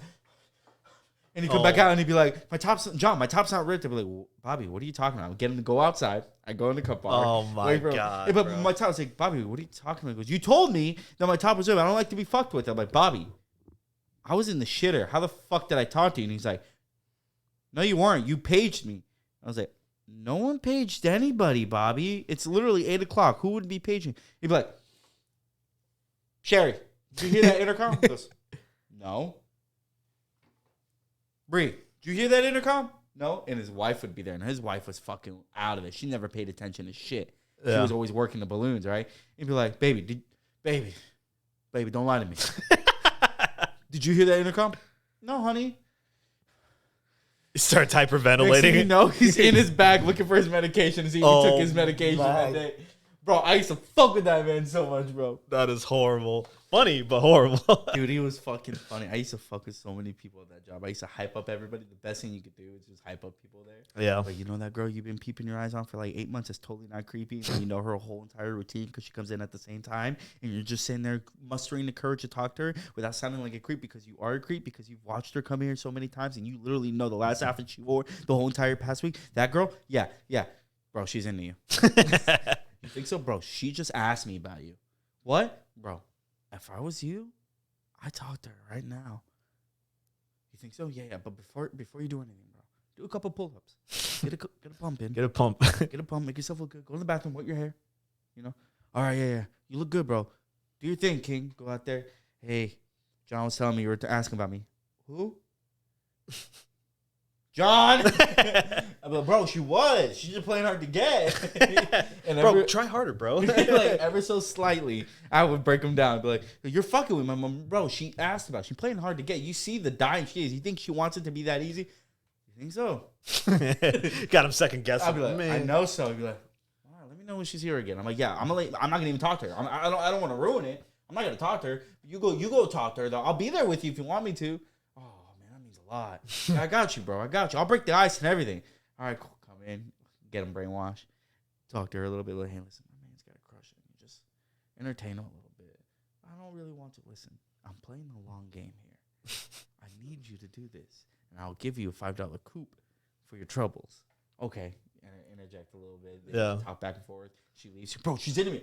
been fucking telling you, bro. I've been fucking telling you. We never go back to that girl again, right? Yeah. The next girl comes in and goes, bro, that girl's checking you out. He's already hyped. He thinks this girl's already been into him. I was right. I was never lying. Oh, hell yeah, dude. Cool. Go talk to her. Complete bitch to him. Damn. John, what the fuck? I don't know, bro. These girls crazy these days. That's what I'm saying. They don't make them like they used to. Like, who the fuck are you talking to? They don't make them like, you know the manufacturer of women? Yeah. I'm pretty sure his name is God. And I'm pretty sure you don't talk to him nor see him or are going to see him because you're a fucking creep. Yeah. Man. The public stories, I have so many, Marius. You have no fucking idea. Yeah. No, I bet. What's the craziest one you got, bro? Craziest one. The craziest one I had? Fuck. It wasn't really a story, but like I don't even know if like I'm even allowed to say this, but all right, just speak in hypotheticals. Well, it's not like anything like that. It's like that one scene from. I mean, do you watch Always Sunny? No, I don't. There's this one scene where the Italian mom comes up with Always Sunny, and they like witness the murder or like some illegal shit, and they come up to them, and they're like, he goes, we may or may have not have been here at some point, and some said people may have seen some things, and if they had seen some things, or those people who may have done those things may feel concerned about some type of way that they may be getting in the way of them people. Yeah. And they'd be like, the fuck you just say? bro, we're like 8 beers deep. What are you talking about? Yeah. So speaking those terms. No, I mean, it's not anything that happened to like anyone at Publix at all. It's just like, you know how like there's usually like homeless people around like hanging out like in the back, not in the back of Publix, but like around that area. Yeah. So one day I just come in and like people are just like out in the back, like, or in the back of the store, and you know, like we have that gate that opens up. The truck. Yeah. And I see that there's like, you know, cops and like things like in the back, and there's like a little like river or like ravine or whatever, or creek right behind Publix. And then I just like, I see like everyone's like huddled over there, and I just ask what's happening. And then one of them is like, I think there's like a body over there. I'm like, whoa, what? Oh, shit, on a Tuesday? It's not even Friday? Dude, it was like, I think it was like either on a Monday or Wednesday, but I was like, that's crazy, bro. Yeah, I was like, what the fuck? You know, I looked definitely back. not on a Tuesday, right? You just said Monday or Wednesday. Yeah, I usually work Monday or Wednesdays and Fridays, you know. So, but I mean, yeah, that's like the craziest thing that I've seen is like just we're assuming it's like a homeless guy got into another fight with another homeless guy or something like that, you know. Oh, those are the best, bro. So there's this one story I had at so the best stores to work at for the most drama is always downtown, because the homeless people are there. They're always panhandling and they're always doing some shit, you know. Yep. And they always come in and they always start shit. And then if you know Publix, one thing they do great is a Publix guarantee, and people manipulate the fuck out of it. You can order a whole fucking bakery sheet cake, eat every fucking thing at your fucking son's birthday party with 3 of his dads that he doesn't even know which one is his, but they all had a fucking chip in on that cake. Bring the cardboard back with just the icing, right? Yeah. And a little bit of smithereens of boogers from the kids, and you say we didn't like it. Yeah. And then Publix has to honor it and give you a free one again, or your money back. And usually they pick the free one because they got another kid. Yeah. You know, so. They got another kid. You know what I'm saying? With the second baby daddy, you know? Yeah. So the second set of 3 baby daddies. It's the Publix guarantee, you know? But in downtown, they crack on them more because the homeless people do it a lot. Yeah. So you've heard of loss prevention, where people have to prevent people from stealing. It's really a shit job, and it's stupid because you're sitting there trying to steal like a pack of fucking gum, and some guy's supposed to get in your way and do it. There's this one guy, this lady stole like a $6 fucking steak from Publix, and this guy named Jason was standing at the double doors, and he knew she was stealing, and she ran, bro. And dude, the guy was committed to his job. I'm pretty sure this is why he didn't give a fuck about work anymore, because he realized what happens when you give a fuck about work. Yeah. And he went to go stop her. She like not tackled him, but bumped him hard and like shoved him away. And she got away, and he's like, I can't chase after her, right? Yeah. He's like, oh man, I don't feel good. Next thing you know, dude is stabbed. No fucking way. Stabbed on the way in, bro. Holy shit. Dude, oh my god, he's like, that was my last day. Now I work for Publix and fuck this place. I remember telling my managers the first time, if you see anybody stealing, because in their training, they fucking put that in your head. No stealing, no nothing. If you see someone stealing, get out of your way. Let a manager know, whatever. And in my first like week there, I saw somebody say, hey, man, that guy just bit the fucking apple in half. He just finished it. He just grabbed the plum and he's eating it. He's going to throw the fucking plum away. He's like, I told my manager, he's like, okay. And I was like, what do you mean okay? He's like, it's a fucking plum. Yeah. It ain't my money. Yeah. He's like, it's not worth me getting stabbed. And I was like, You may have some. You may have a point I see now. Yeah. I see now. I see where we're going now. Yeah. Dude, so many stores. So that happened in Publix all the time. A homeless guy hopped over a fucking deli counter because they weren't making his food fast enough. So he grabbed a knife. And everyone's like, he's got a fucking knife. Holy shit. Like, cops are in and everything. And I'm like, I tell him, like, bro, run. They're coming. But don't run with the knife. I fuck with these homeless people. But they take loss prevention so much in downtown. They take it serious. There's this assistant customer service manager. I'm not going to say the name, but he's a really good friend of mine. And the dude's pretty much a cop. Like, he's pretty much a cop. He passed the police academy, passed all his fucking polygraphs, all his testings.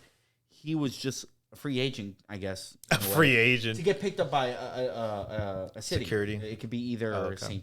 Pete, Seminole, anywhere, right? Okay. And no one will pick him up because, one, he was white, and they were looking for more diversity. He had diabetes. Not the kind where you're like, oh, I need, the kind where he'll have a seizure. He doesn't produce any insulin, and his dog will let him know. So that was like their downfall. They're like, no, you can't have that. You can't. So he never, but he's pretty much a police officer. Like, the guy is legit, knows all the laws and everything. Like, and it's sad because in the era we're in, where police officers are kind of like we need a good police officer to be the face of police officers. He would have been him. The most fairest guy, not racist a single bit. I see him cut so many people breaks, but because he was so good and knowledgeable, he knew how to work the system at Publix and what was legal. And these people would get caught stealing. And when I'm not talking about like $2 fucking steak, $6, I'm talking people who like homeless people or people who just steal a bunch of fucking just medication off the shelves in front of the pharmacy. Yep. I mean, we caught somebody stealing $1,000 worth of meat and seafood. Yep. You know? And he just had that aura about him, that energy. He goes, hey, you're done. What is he at? I need your ID and I need you to walk in the office. And no one ever gave him a hard time. They were so fucking scared of him. They'd be like, okay. Yep. I'm like, bro, you know you can fucking run. You know we can't do anything, right? Like, we can't touch you. We can't do anything. Like, you can run right fucking now. And they just didn't see it that way. They his aura was like, no, you're going in the back. And goes, trust me, the police officer's already here. All that stuff. Grab his ID. And like, where the police are? Goes, oh, he's coming. Not even here. And he would have their ID, their name, where they live, everything, the confession or written on a statement, and then the cops would come by, and either he would choose to get them arrested or trespass because you get to make that decision. Wow. Bro, he would have papers stacked up this high that we had to file. God damn. That dude did not play. He was the best. And it was so funny because like he would always call me because at the time it was a little bit more yoked pre-pandemic. So, Johnny, just feel my muscle. Just come through. All right, cool. Show up there. One drunk guy passed out like 10 a.m. in the fucking morning on the side of Publix on the street. And you can't do that like on Publix. You have to leave the property. Yeah. So they were like, hey, Dan, I need you, my manager, he was like, I need you to come out here. And he always recorded everything. He never did anything shady or anything. He just recorded everything so they can never lie. Yeah. So he had the pocket, put his phone there. I have the video. I'll show you later. But the guy gets hey, sir, you can't be here, unfortunately. And he's like waking up from his slum. He's like, okay, all right. Guy's tall as shit. Smells like piss. Just everything. Yeah. Gets up. Jeremy's so fucking respectful. The guy kind of like isn't leaving. So Jeremy has to start bringing his tone up. He's kind of being a dick now because the guy doesn't want to leave. Yeah. And he's clearly being a dick to him and saying, no, I don't care what you have to say. You need to leave. But Jeremy has that aura where they're like, I don't want to fuck with this guy. Yeah. My manager, Dan, taller than him, fat a little bit. Realistically, you shouldn't fuck with Dan either, right? And because he hasn't said a word, he just snaps on Dan. He just snaps on him. He's like, I'm getting ready to leave. I'm getting ready. Well, who the fuck are you staring at? What the fuck? And Dan's like, he's like, yeah, you. Do you want to? And he's drunk. He's like, do you want to tussle?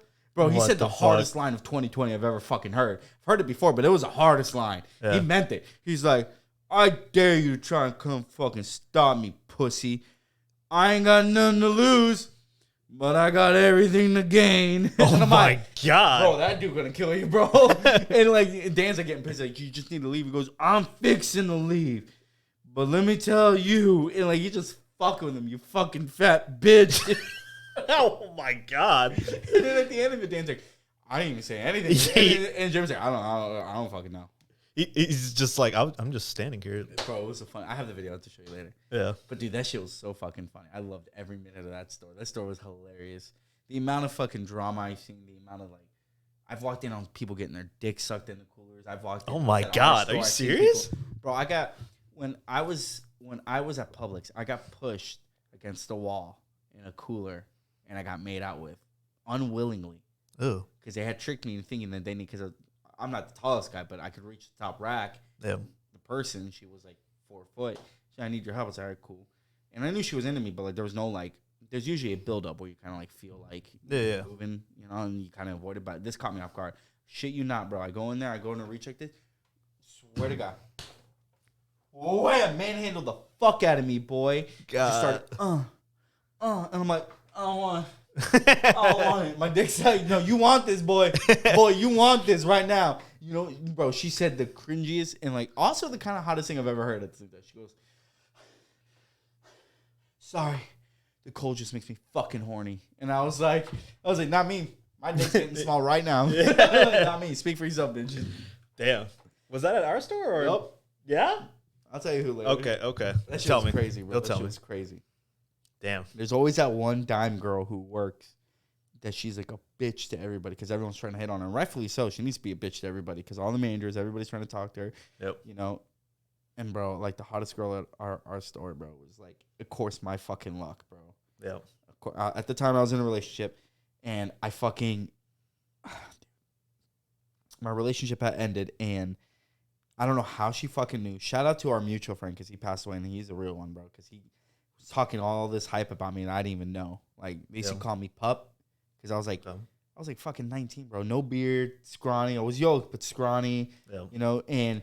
You should call me Pup because I was like, fucking, like, dude, she's hot, you know, whatever. And like, but I just meant it as in she's hot, but they hype me up, right? Yeah. As a joke because like, you believe that little kid like thinks you're hot, like you're like 10 years older than him, you know? Yeah. And like, whatever. And next thing you know, she gets wind that I'm fucking out of a relationship, and bro, like next thing you know, just straight to it. And I'm like, and everyone's like, what the fuck did you do? Yeah. And I'm like, she's talking to you, she's coming on her breaks over here, and I'm like, you know, I gotta gas it. I'm like, hey boy, you know.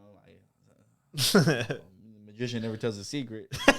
Doesn't help. I don't know what the fucking secret is, but I ain't telling, boy. Like, bro, you know her, but I'll tell you later. But anyways, yeah, I'm trying to think of like who. You know who it is. Give me the first letter if you know. Nah. All right. Was she in grocery or what department? I ain't gonna say. Can't say. It's too much of a gift too. Damn. Okay. Okay. I'll tell you what. You don't say her name when I tell you this.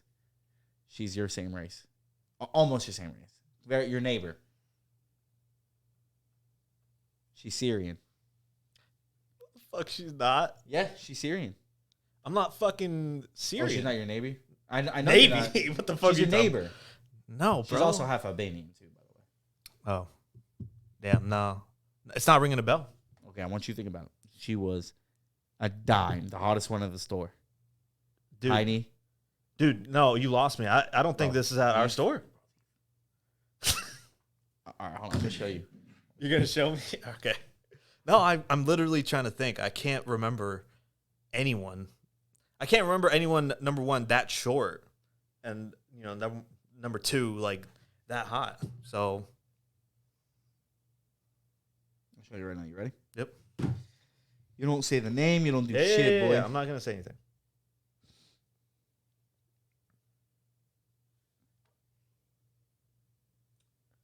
Damn, oh, boy. Shit. Damn. Yeah, I remember. Yeah. I remember now. How could you ever forget, boy? Oh, man. I haven't. Tell me she wasn't the 10 out of 10 of the store. Tell me she wasn't the 10 out of 10. Bro. God. now that unlocked like a memory that like I didn't know I had. The reason why you unlocked it is because you don't remember the pain of trying to. No, because she was like, oh my God. Because she was like talking up like how like good looking you were and everything. I remember that now. Boy, unspoken. Hey, boy. Bro. Damn. Hey, come on. You can dab me up on that, boy. I got you. Oh, man. That unlocked a memory that I forgot I had. Yeah. She's a crazy bitch, but god damn, bro. Yep. Oh, my God. I remember like they were like trying to hype me up through my breakup and stuff. They're like, yeah. This guy named was Joe, and he was like, he goes, man, listen. If you get that, you're like one of the very few people who've ever. He's like, I got with her. I was like, oh, well, her expectation, you an ugly motherfucker. Her expectations. He's like, hey, man, don't forget who put you in this place. Yeah. It's me. So this ugly motherfucker got Riz. And I was like, he goes, I'll have you know, I've been friends with her since I was in high school. So your boy never looked like this. He's like, I'm like, all right, my fault, OG, my fault. You know? And he was like, I was like, any hints, anything? Like, is it bad? Is it good? And then, bro, he pulled me to the side and he goes, goddamn best pussy I ever got. I was like, damn, brother, I don't know if I could do this. What do you mean? I'm like, bro, I ain't gonna lie. You a brother. He's like, I'm like, and I know a 6'8" motherfucker ain't packing no fucking little 9mm. That boy packing a whole 12 gauge, boy. I don't know if I can make that happen. He's like, gotta play with the cards you got, playboy. Doesn't matter how she enjoys it. Matters that you enjoy it. I was like, you might be on some shit right now. You might be on I see something. what you're saying. Teach me more. Yeah. You know? Game recognized game. And he goes, whatever you do. He pulls me. He's like, whatever you do, do not fall in love with her, pup. And I was like, why? And he goes, that girl, crazy son of a bitch. I was like, damn. And he's like, that's how you know it's good. And I was like, yeah. I was like, damn, Joe. That's crazy. It was fucking funny. Bro, Publix is crazy. I went for so many Publixes, just transfer and walking and stuff like that. It was just amazing. Damn, bro. I don't know. I don't know what happened to that story. It just changed bad, but dude, yeah. That's kind of like when everything kind of started going to shit at that store.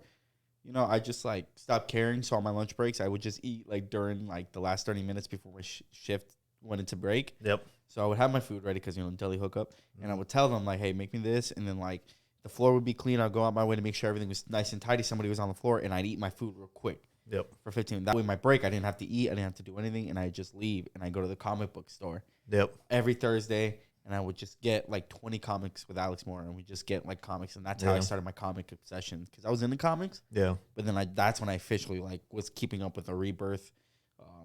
Because they got rid of the New 52 and all that stuff. So they brought in the Rebirth. And I was like, I was like, clean slate, new stories. I can start fresh. Yeah. That's how I got into comics mostly. Yeah. Yeah, I don't even really remember how I really got started into comics, but I think it was when I think you started like everybody else. Like, yeah, you kind of read a couple things online, you see a couple shows. Yeah, I think something piques your interest, you look help. Yeah, I think it really started when like the MCU really started with like Iron Man and Captain America. Yeah, so did fucking everybody. Yeah. So I mean, but to be fair, you kind of in deeper than most. Yeah. No, I definitely like. You know, I'm one of those people that like go into like after I watch a movie, I go to like, you know, this movie explained or like, you know, more into depth or something like that gets more like explanation on like things I missed during the movie and whatnot. Yeah. In case like I fucking missed something like that's important. And then if it's like something I don't know about, then like I look it up and see what it is and like, you know, what the explanation is behind that. So at least I do that, you know. So fair play. Fair play. I mean, comic industry is like so deep, like it's so hard to pick up somewhere. There's always so many reiterations or so many side stories, uncanon things that sometimes are better than canon. Yep. And then sometimes the canon things are so fucking long, you just don't got the time to put in and read and search it and find it. Half the time you got to find it. Yep. They're not printed as often and it's a little older, but no matter how great it is, they're not keeping stock of it. Mm-hmm. So next thing you know, you're ordering online, you're going to 3 different comic books. It's a hassle sometimes. It really is. Yeah. Honestly, you're going to probably hate me for this, but like I try to read my comics like on my phone. Like I don't blame you actually. I kind of think I'll probably do that more. I buy more like higher end comics. I know it sounds fucking nerdy as shit. So like, yeah, I bought the damn Batman iteration for $300. The comic, it was the first uncensored peen we've seen from Batman. Oh, like, okay. It was. That's why it was the first time Batman you ever got to see Batman's cock. Like it wasn't like in daylight. Like it was a shadow. Yeah, right, because he's in the cave. But like you clearly see the head of the penis, the veins, the balls. You know, and then you're like, and everyone's like freaking out about it. Oh my god, they just showed Batman's dick. Yeah, and I'm like, I'm there. I am so fucking there. And they only made so many copies, and I was like, all right, let me get a copy. So I got it. It was great. It's a 9.9. It's signed, and it's got that. So I'll go out my way for stuff like that. Maybe like full novels that have like 100 or maybe like 20 issues in that novel. Yeah. I'll do that. Because now I learned after the Rebirth, I was buying single. Now I have like fucking 400 comics. Yeah. And I'm like, it's kind of pointless. I feel like I'm wasting paper. It degrades over time. I was like, so online is way better, I feel. And also, it just takes up a lot of space. Like, I don't really have anywhere to even put comic fucking space. It's fucking packed. Yeah, exactly. It's just, you can't really like put all of them anywhere. I don't even have like much space to put anything at all, you know, let alone like some books. So that Albanian lifestyle out here, cuz. Yeah. So I have like, I think I have like 3 comics in total that I have like actually bought. It's the damn Batman. It's that Shazam. Yeah, I remember I was there for that. Yeah. And then I have a fucking big ass like omnibus of like the Infinite Crisis. Oh yeah, that's right. You said you were looking for that, and I don't think you found it. No, I didn't. I didn't find it at the comic store, but I ordered it. Yeah, how much? Dude, I think it was like, I don't remember exactly, but it was between like $100 to $200. Yeah, it makes sense. But it was like 1,700 pages. Did you read it all? No. Did you read it all? No. I'm still reading it. Like, is it good at least? Yeah, Infinite Crisis. Yeah, it's the Flash and everybody. Yeah, and I think it has like all the Pretty sure that's where the Flash dies. Sorry if I ruined it. Nah, it's cool. I'm one of those people that don't care for spoilers. I'm pretty sure it's Barry Allen who dies in Infinite Crisis, not Wally West. It could be. Yeah, it could be there. It might be. Yeah, but either way, though, like I'm still reading it. It's like, how was the Shazam one? It was pretty good. I like the one thing I liked about it was like the actual like graphics and like the drawings. Like that's something that's like big to me. Like visually, like it needs to look good. I think Pixar. We like Pixar. Yeah, like give me the Pixar. Like, dude, I am. I'm like more of like a visual like telling person. So like when something like either on a comic or in a movie looks really good, that's when I'm like, okay, I fuck with that right there. Yeah, I agree 100%. When you can like demonstrate through drawings and everything, like with that character in that moment or that scene, that build-up scene where like I like one. So Greg Capullo, you know, like, like he's the artist, right? He's not the writer. Greg Capullo. I think so. Yeah. You know, people like these are like really like worshipped in the community because they do so good at capturing emotion in the scene. Of it. So like I remember I was reading Batman All-Star, one of the best fucking like storylines I've ever read. It was fucking great. And I didn't read all of them, but I read like I think like 16 of them, and it came out every week. And there was this one scene where Batman had got captured. The whole point of it is like Batman's like instead of staying in Gotham, like he's like doing like a road trip, like he's got quests to do that are outside of Gotham, and he keeps running into enemies and stuff. And throughout this quest, he had got captured and he got like detained and like some chains and shit like that. They took his utility belt, they took all his gadgets. And like he's gonna die. Like I think like he's gonna die. And like he's like beat the fuck up, and like they have that nice villain moment where they're like, you're gonna fucking die. And like you just see like this drawing of him like smirking. It's like dark, and I'm like, yo, that shit is tough. And then you see a picture of him pull like with his tongue pulling his tooth out, and like, he bites it, and a smoke bomb comes out of it. What the and fuck? like he just like says some hard shit and just disappears, and I'm like, yo, that shit's fucking tough. Bro. So I get 100% how like drawings and like that can be such an impact, because it is. When you can get a good writer and a good artist, that's it, bro. You have a making like the Court of Owls, you know, Batman All-Star, even like some other things like I believe which other one I have that was really good? Death of the Family, Death in the Family. Stuff like that. I'm a big Batman fan. Anybody doesn't know, and he obviously has a shirt as well. But, you know, I don't know. I really do enjoy that kind of stuff. I'll go out my way to buy stuff like that. To have that, you know. Yeah, I would too. I just, like you said, there's like so many different storylines that it's like so tough to like start. Like to just a whole even nother start. World. You know? A whole nother world. And it's hard, bro. It really is. But, you know, if you really enjoy in time, you want to make it a career or like a true hobby, you could do it, you know. But, like, I'm not that invested for it, you know. I'm more in, I think, like, you're kind of there, too, now. I seen you transition. I'm more into, like, the portrayal of actual live action TV movies of these I think characters. a lot of people are, you know. Shout out to MCU, huh? Yeah, right? I mean, shout out to the DC EU, or RIP DC EU now. Fucking RIP, bro. Yeah. Hey, Batman was good. The Batman was good. I liked it. It was fucking great. The only reason why it was good is because it didn't have any interference, and like they let the fucking director actually do what he wanted to do. I fucking loved it. I thought it was great. I think Robert Pattinson played the perfect new Bruce Wayne / new Batman, day one, long Halloween type shit. It was great. And it was shot well. The scenes are fucking great. A couple of scenes are like, you know, but like, shout out, bro. Shout out to the character who played, I forget his name, but like he played the Penguin. Oh yeah. Unrecognizable. He was in Colin Farrell, I think his name. Yes. He played in I think the movie I really like him like a lot is The Gentleman. I don't know if you ever seen it with Charlie Hunnam. I think so. He plays Coach. He's so fucking good, bro. And then he played obviously in with that one movie with Tom Cruise. What's it called? It's where like, is he any of the Mission Impossible movies? No. It's the one where I fucking forget it. It's like, I want to say Independence Day. I know it's not that. No. Are you talking about the Tomorrow War? No. It's the one where he's like he loses his daughter. He was a cop, and then like it's like in the future, and like he gets his eyes like operated on. I have no idea. His son got stolen out the fucking water, and like he's like on this like path of finding and stuff like that. No, I have no idea. Oh, he's good. No. Yeah, it was a good movie. I forgot what it's gonna come back to me later, but yeah, it was good. I mean, movies like that are good. I'm starting to appreciate older movies too, like Gran Turismo. I really fucking liked The Watchmen. I thought it was really good. Even the show was good. Have you watched that? No, I've been meaning to get around good. it. And what's sad is they got denied a second season. I don't know why, but it was fucking. No matter what you say about Dr. Manhattan not being the same guy, he was black or whatever, it doesn't fucking matter. It's Dr. Manhattan. Yep. And it was such a great way to know what happens after with Rorschach and everybody. Mm-hmm. And I just. It was, bro, you want to know if the show's going to be good? It's crucial for the first, like, 10 minutes of that opening scene. Like, the way they portrayed the beginning of, like, this kid, like, in the middle of fucking, like, Tulsa where he's, like, dealing with racism and his, like, family dies and, like, he makes it out. And then it transitions to a fucking, like, a white trash fucking country guy who's, like, listening to rap, which is ironic because I feel like that's so accurate. Yeah. You know, he's blasting rap and he's got cabbage in the bag and a cop pulls him over. It's a black cop, but these cops have masks on, and so to hide their identity due to like everything else that happened prior.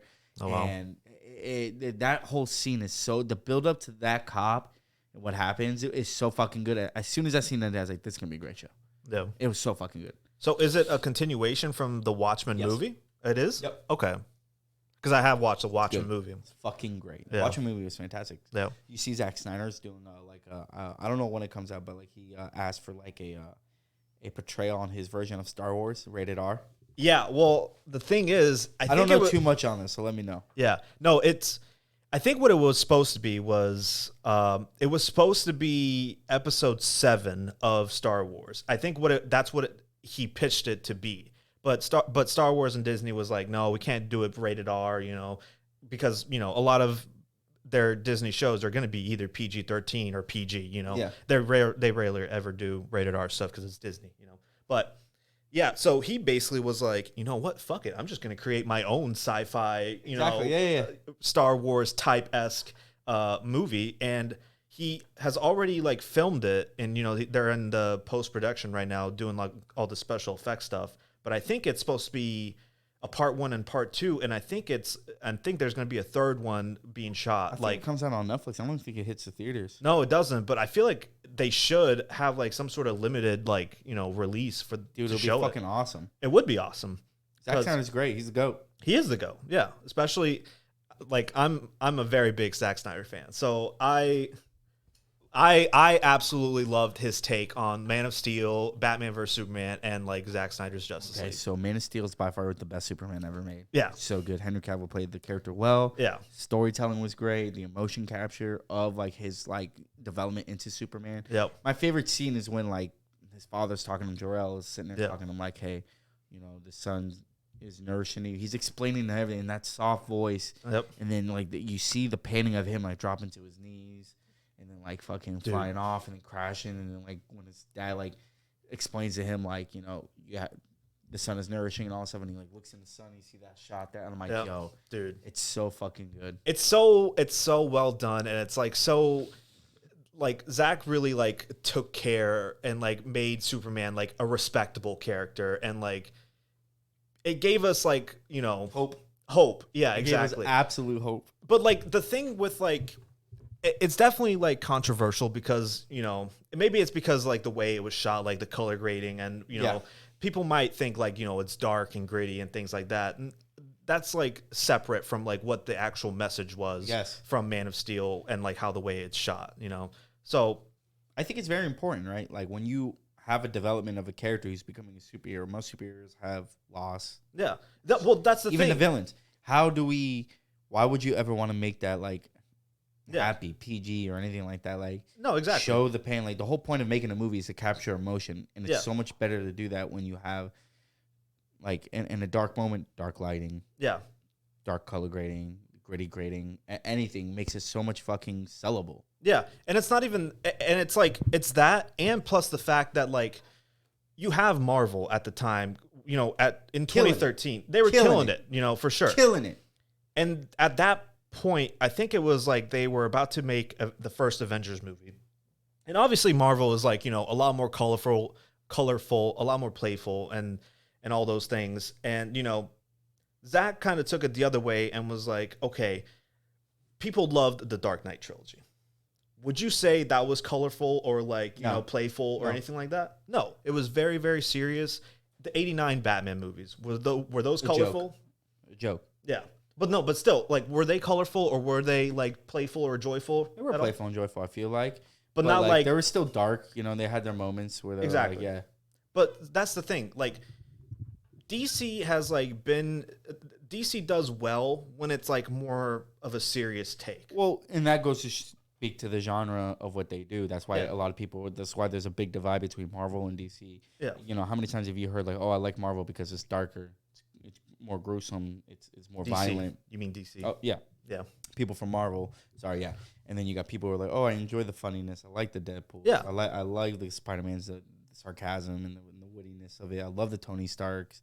Yeah, like they love all that, but like they don't gravitate towards the dark shit. Like people don't like to know that the Joker is actually abusive and like horrible to Harley Quinn. People don't like the fact that when I mean people who gravitate to Marvel, and people don't like the fact that Joker fucking cut off all his skin on his face and stapled it back on. Like it's like he's dark. Like a lot of these characters are fucking dark. Yeah, and that's kind of like the distinction. I mean, obviously that's a Batman villain, but like let's say General Zod in Man of Steel. Yeah. The dude is literally willing to destroy all of Earth and all of life to create another Krypton. Yeah. So that because he said it in the movie. He said, "My whole purpose is to protect and serve Krypton, and now I don't have a Krypton because my old planet just got destroyed." Yeah. I see it. It's like relatable. It's relatable. Yeah. Exactly. And when you can humanize with a fucking villain, you're captured. Exactly. If you can see the point where the villain's coming from,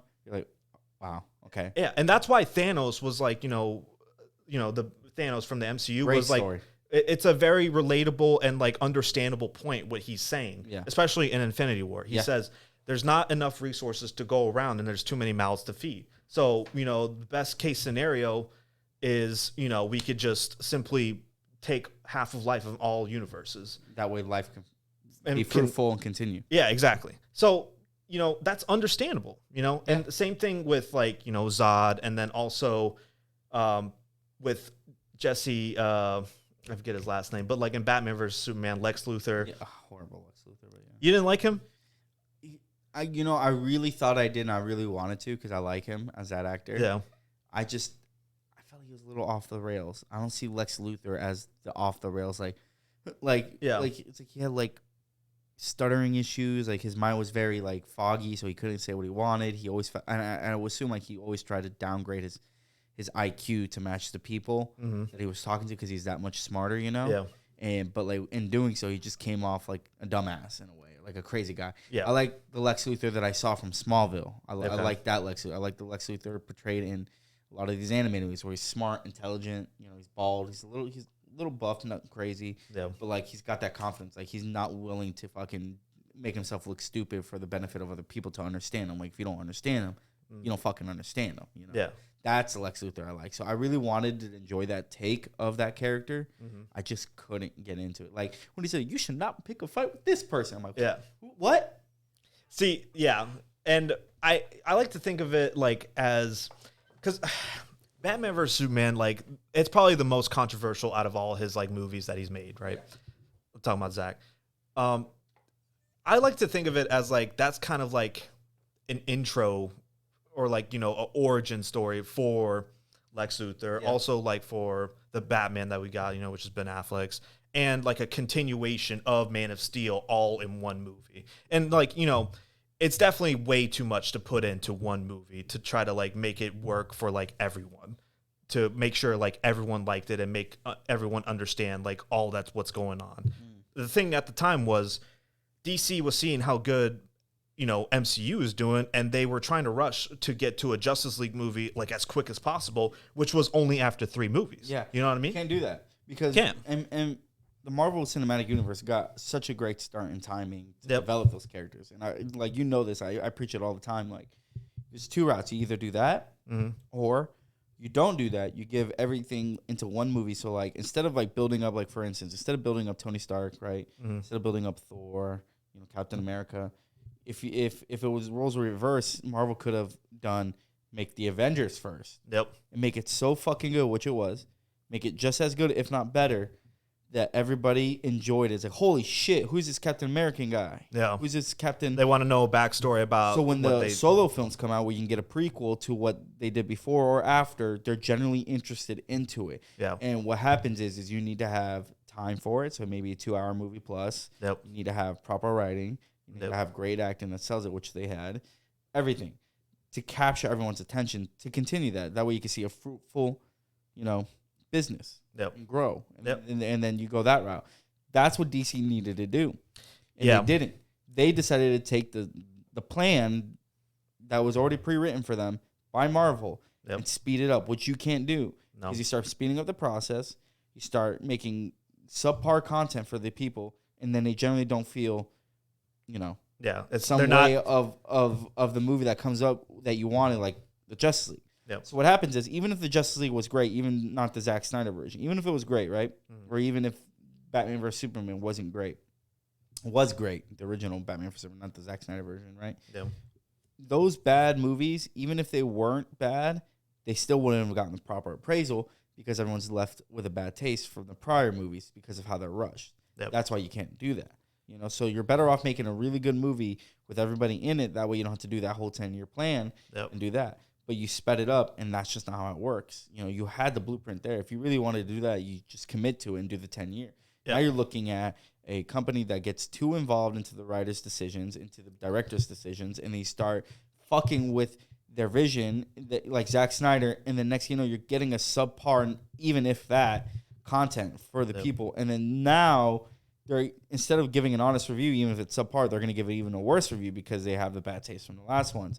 And then they're probably not going to go out and see. So you're losing sales and everything else. Yep. And if you don't believe that, just look at what happens when you get the time and the proper writing and all the things that you want as a director, if you have a good director like Zack Snyder, and look at the difference between the one that came out in movies and then the Justice League and then Justice League Zack Snyder version. It's so much better. Yeah, exactly. And you only can chalk it up to the dumb decisions that are led by Warner Brothers. Now, I understand that Marvel is very influenced, or Disney's very influenced into Marvel. And I think there's some political effects that happen from China, and I know there were some issues that were going on with Shang-Chi. That was really bad. It really affected a lot of them. I know there's a lot of political stuff. So that's this whole entity of having that. But for the most part, they're pretty good. Yeah, and they also had Kevin Feige. He laid down the blueprint. He was He's the Zack Snyder of Marvel. Basically, yeah, because he literally is like, okay, we're going to do Iron Man here, Captain America here, Thor. We're going to build it up. Here's the first Avengers. He had a whole 10-year plan, and this was the end goal, which was Endgame. And then after that, then he's like, okay, now what else we can do? And now he has planned it out for another 10 years, And it's gotten wonky since after that first 10 years. It's gotten very wonky. Definitely. Doctor Strange wasn't as good. I liked it. It was okay. Nothing great. Yeah. Thor 2, ass. Dude. Iron Man 3, ass. Yeah. No, that from I think that's phase 2. I think that is the Thor number 2, Iron Man 3, Captain America Winter Soldier was actually really good. The best Captain America movie. That one right there. It was fucking great. It was the fight sequences, the choreography. Yeah. Story-wise, it was good too. Oh yeah. So that was probably the only good movie out of that phase. But then after that, then it really started to pick up with Thor, Ragnarok, then Guardians of the Galaxy 2. Now Marvel's gone into this big popcorn thing now. Yeah. They're making movies just to get a cash grab. Yeah. They're not. That's what happens, and rightfully so though, because they made these such great movies that they can invest in it. If you want to get lazy on later on and make money still, do what Marvel did. Yeah. Now DC, it's still fucked that up. They still can't even get a cash grab and fuck up movies because it's sad to say, but there's probably people who fucking love the most recent fucking Thor movie.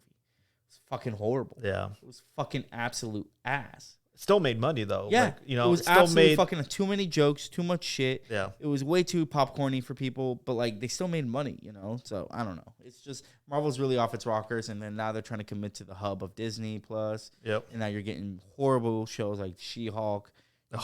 Bro. And then you got rid of you got rid of Iron Fist. You got rid of Daredevil. You got rid of the Punisher.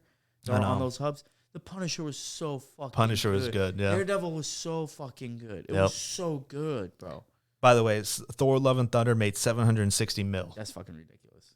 Thor: Love and Thunder. Yeah, you know what I mean? Ridiculous. So you're right, but I mean, also at the same time, they can't keep doing the same shit that they've been doing, which is like make these movies that are just filled with dumb, stupid humor jokes. 100%. I agree with you. And I think people are starting to kind of gravitate towards that feeling now. They're like, it's kind of getting shit. I mean, like, even some actors are saying that. Like, that one girl from fucking Fast and Furious.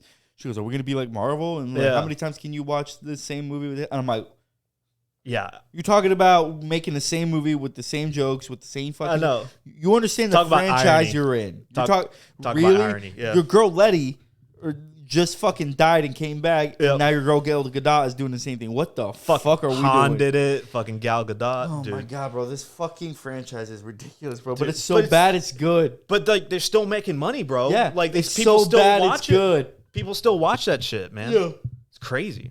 No, it's so bad, it's good. I watched it knowing it was gonna be ass, and I still enjoyed it. Yeah, it was still funny. Was Jason Momoa like as funny?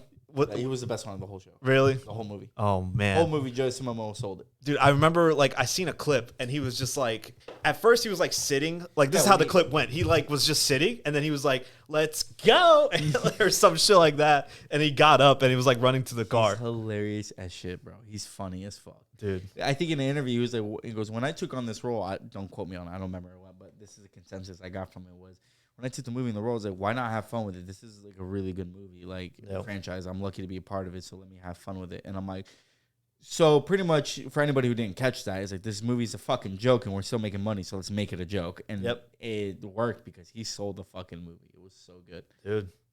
And Momoa is a good actor too, like, or he can be at least. He is good. I take it back. He is a good actor. He's a great actor. When he wants to be, I feel like they're trying to typecast him, and I think he's doing right by not doing a bunch of roles. So like.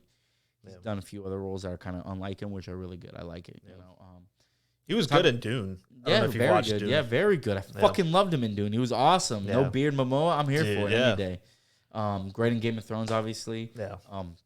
But it's just you got people who are just being typecasted and everything, like the fucking Rock. Like the Shazam movie was so fucking bad. You watched that too, right? The Fury of the Gods. I saw it 3 times.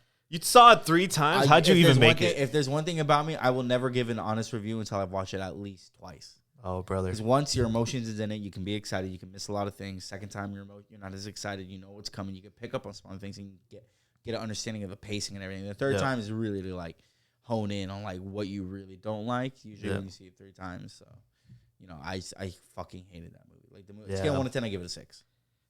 Yeah, that's probably where I. It's just like why are we typecasting that? Like, yeah. And then you fucking tease me with the Superman at the end after like you give him a promise on a contract on like making another Superman. Oh, you talking about the first one or the second one? There's a second Shazam? Oh, you're talking about the first one then. Oh, you didn't like the first one. There's a second Shazam? Yeah, the Fury of the Gods. It came out like November. You didn't know that, huh? Both of them have The Rock in it? No, that one didn't have The Rock in it. No, I'm talking about the one with The Rock. That's Black Adam. Oh, my bad. I said Shazam. My fault, bro. Okay, so you're talking about Black Adam this whole time. Sorry, yeah, because Shazam and Black Adam are the 2 things. Yeah, okay, bad, bro. Okay, so still, all your things you said, right. You Shazam felt, was cool. but Shazam was cool. I give it a 7 out of 10. So which Shazam though? The Fury of the Gods? I didn't see the Fury of the Gods. No. So the first one. The first one I agree with you. It was better than I was expecting it. You know what? No, I take it back. 7.5, 8 out of 10. Now that I'm remembering it, but Black Adam 6 out of 10. I didn't see the second one because I didn't want to watch it because I didn't want it to be ruined. Was it bad? I didn't like it. Scale 1 to 10. Me personally, probably like a 4. 4? Yeah. Damn, boy. Dude, it's just like, and I was like talking to you like over the phone on like Flash, right? Flash? Yeah. Or Shazam 2? No, the Flash is better. Okay. Flash is better. I'll say that. But like that's what I was saying like over the phone. Like you remember gave the Flash on the phone a 4 out of 10. No, I didn't. Yes, I said 5 or 6. No, you didn't. You said I said Black Adam. You said 4. You gave it a 4, and then I convinced you to bring it to a 5. I did not. And no. When I convinced you more, you're like maybe a 6. No. I said 5 or 6 right off the bat. All right, bro. And I said that with like that was my first time watching it. Okay, so maybe like if I watch it again, maybe my opinion changed. But I mean, I said this like. About the Flash movie itself, I was like, it was riddled with like jokes that like didn't need to be there because now it just, you know, all these DC movies that have been coming out post like 2017. Yeah. It's just been MCU 2.0, and they, you know, trying to copy the Marvel formula. But like some of these characters, like you probably shouldn't be riddling with like that many jokes because of like what the trauma and what their past has like been like. Yeah. I'm not saying like to make the whole movie serious. You can make like a joke here and there, but like when you make so many jokes that like it takes away from like it actually being serious, then I'm like, what the fuck's the point of the movie? I get it, you know, and like I told you before, I think The Flash is more of a funny movie. Yeah. I think everybody's used to seeing like the Wally West and Justice League, even though they know it's not really Wally West. No. It's very funny, corny. Guy who's always hungry, showing up at the wrong time. Yep. He's a funny character, and he is funny, but he is also dark in some ways because his life does get dark. Yep. Like I told you, I think it's very hard sometimes to please between the fans with, you know, you got live action on the movies and you got live action on the shows. Yep. So like The Flash on the show, on the CW, they did a lot of dark Flash, and I think a lot of people didn't like that. They wanted more of a funny Flash, even though they loved it, and the fan base is great. I loved it.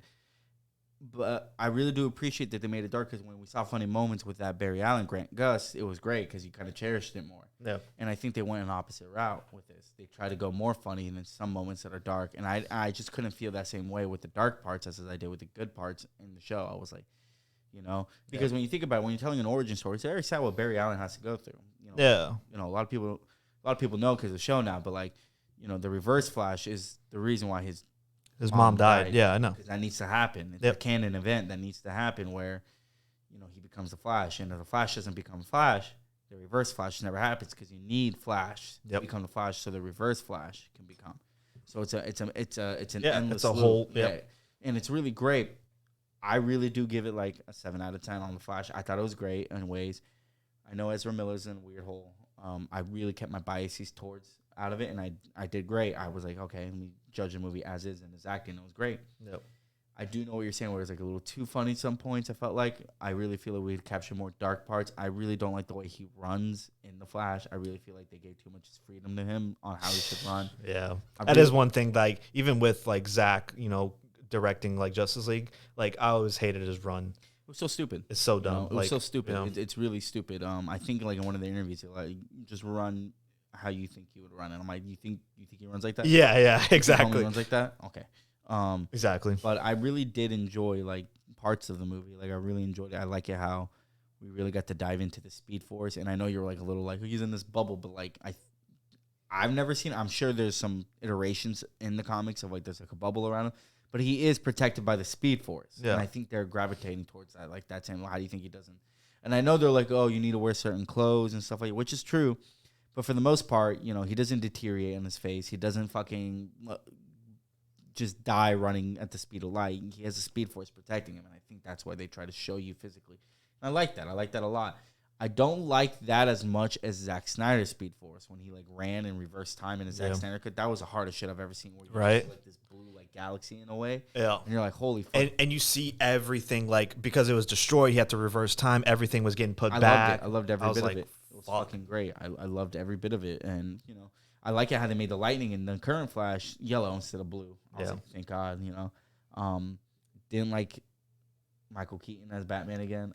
He was a badass fucking Batman in the fight scenes. I thought that was sick, where his cowl, like, covers the enemy and then he's flying. Like, that's some real Batman shit, like, where he flies in and, like, you just see the cowl and the person's gone screaming. Like, that's fucking awesome. Yeah. He flies down, he looks bad as fuck. Like, that's raw. But the Bruce Wayne, this old nice guy, like, no. Like, if you know Bruce Wayne, like, and I know it's a multiverse where, like, Bruce Wayne could be different, you know, like, happier and funnier. And they made that point when they're like, oh, Gotham's a great place, so there's no need for him to be dark, you know? Yeah. But I don't know. I really would have enjoyed if they stuck to his father being alive in Batman and dude, oh my God, man! If they actually adapted, like, and he uses the Flashpoint, dude, it would have been fucking great, dude. If Jeffrey Dean Morgan played Thomas Wayne, bro, that's what we were really hoping for. Remember, like, there was some, like, fan. No, dude. Why do you think Zach had Jeffrey Dean Morgan play Thomas Wayne? Like, in the committed? He was like, I have this fucking plan. I'm gonna make, like, because at the time it was gonna be adapted, like, Flashpoint, like, actual comic book or, you know, storyline, you know, with Thomas Wayne and Martha being, you know, the Joker and everything like that. That would have been fucking insane, right? But, like, because of the studio interference and, like, the director at the time, I think his name was, like, Rick Famuyiwa or whatever his last name. I can't pronounce it, but he was the original director, and it was supposed to adapt that storyline, and then he got kicked out because of creative differences with the studio. Then it led to this movie, which I feel like if we kept with the original, I feel like it would have made a lot more money and it would have been a lot better. 100% that would have been better. It's a shame. Like, we keep going to this with DC, especially because DC is like on this new thread of like coming out with their version of the Justice League and all this stuff like, to compete. And it's like in the moment where Marvel seems to be falling, it's the moment where DC needs to really step up at the time. There's a perfect opportunity. We talk about a Hail Mary, or we talked about the perfect window, threading the needle right. It's that. And you're fucking up on it, dude. You know, like. We had the whole point of the Flashpoint was to help recast and an explanation for these characters. Like, you know, to recast Henry Cavill with somebody else as Superman, to help recast Ezra Miller as a different Flash, help recast Ben Affleck as a different Batman. That's the whole point of Flashpoint. And what we got was George Clooney as an explanation, which we know he's not going to be recasted as Batman anymore. So, like, why are we introducing this as an explanation to a recast when we're not going to get him? So now we're going to do a double explanation. Henry Cavill, I can kind of get if we kept him because he was promised a continuation, and then that fell through, which fucking sucks. You know? So I was so heartbroken. And it's just horrible on so many fucking levels. The whole reason why the Flashpoint was done to help pull them out of the hole that they dug themselves in, just like the comics did. That's the whole reason why Flashpoint helped, was to bring in different storylines and different characters to help refreshen the whole entire comic book scene with DC, and they did just that, and they executed. We got Wally West, we got different characters, we had different Aquamans, Green Lanterns, like everything, and it was great. And then once people got bored of that and they missed the old stories, then they rebirthed it into Rebirth. That's where Rebirth came from, and we got multiple Green Lanterns, multiple everybody, multiple Robins. We had. We still got Terry McGinnis back for Batman Beyond, I believe. Like, there was so many things. And like, and speaking of, why the fuck haven't done a Batman Beyond movie? That's what. Okay, so there were supposed to be like 3 different endings, or there is 3 different endings, but the ending we got is the one that now the new CEOs of DC, James Gunn and the other dude, wanted. Now, what originally was supposed to happen was, I think. It was supposed to be Sasha, Supergirl, and Michael Keaton, Batman, and like Barry ends up back into that timeline, right? And so from there, it was supposed to, because there was a Batwoman or Batgirl movie that was supposed to come out that got fucking axed. But like after that, there was supposed to be a Batman Beyond movie that Michael Keaton was supposed to play the old Bruce Wayne. That would have been great. That would have been great, right? I wouldn't have a single problem with that. I would love a Terry McGinnis. Yeah, but because the endings changed, now that's not going to happen. Yeah, they just fucking fell on their own sword. They had the opportunity and they failed. Yeah, exactly. Absolutely horrible. Yeah, but I mean, also to go back to the Flash, so I think the best parts of the Flash were when he is, emotional and when things are serious. Yeah. I think the best scene in the whole entire movie is when he gets, it's very early on in the movie, but he gets a call from his dad from prison. And, they're reminiscing about, like, how they would used to cook spaghetti dinner and his mom would sing the song. And, the Flash suited up and, he went to his, like, old family house. Great little emotional connection off rip. Exactly. And he's just, like, reminiscing. And, like, they had the flashback. The kid runs out the door after. Talk about the recasting on the kid. Yeah, I know. That was crazy. I know. That was crazy. I've never looked back at a recast and been like, are you sure you're not related? Yeah, I know. He looked exactly like him. It's crazy. And I like how they made him Spanish too. That was kind of lit. I was like, all right, cool. Yeah, I didn't know that, Well, he's not, but yeah. Yeah. So, when the kid ran past and like everything got set back to present time, like I felt, emotionally connected with him at that point. I'm like, damn, I feel for this man, Yeah. And then, also, additionally, when he like just started running, like the very right before he got into the bubble of the I'm losing the fucking word, but the Speed Force, yeah. Right before he got into the Speed Force, I thought the visual effects for that looked pretty good. Okay. Because there's some points in the movie, like towards the end, where I felt the special effects look wonky as fuck. Yeah, I think right now there's a current issue with special effects, and I think there was an explanation put out what's going on. Yeah. I don't really know, though. I can't talk too deep onto that. Yeah, basically, I saw that same explanation, but the dude was like, if you see like a shot that looks like it was made in a week, it's probably because it is, because they have like incredibly like like super fast deadlines that they need to work on. They're like super overworked and like, extremely tired and all these sort of things that like people are demanding that these teams to do. Yeah, how the fuck do you do that when we've been postponing this movie? Dude, exactly. It's like it's 10 years in the making. Bro, this like movie, like they fucked up every opportunity. Every fumble that they picked up, they fumbled it again. Dude, yeah. But like, going back to what you said, like why did we put him into George Clooney's universe? Doesn't make sense. And like now there's like, but then like after in the end credits, like then he was hanging out with Jason Momoa, Aquaman. And I'm pretty sure he's supposed to be recasted as Lobo. Yeah. Which is so him. Like Aquaman, like he's cool and all. Like he's great Aquaman. Yeah. I wouldn't be upset for him to get recasted as like another Aquaman. Yep. Who is a little bit more serious and a little bit more angry.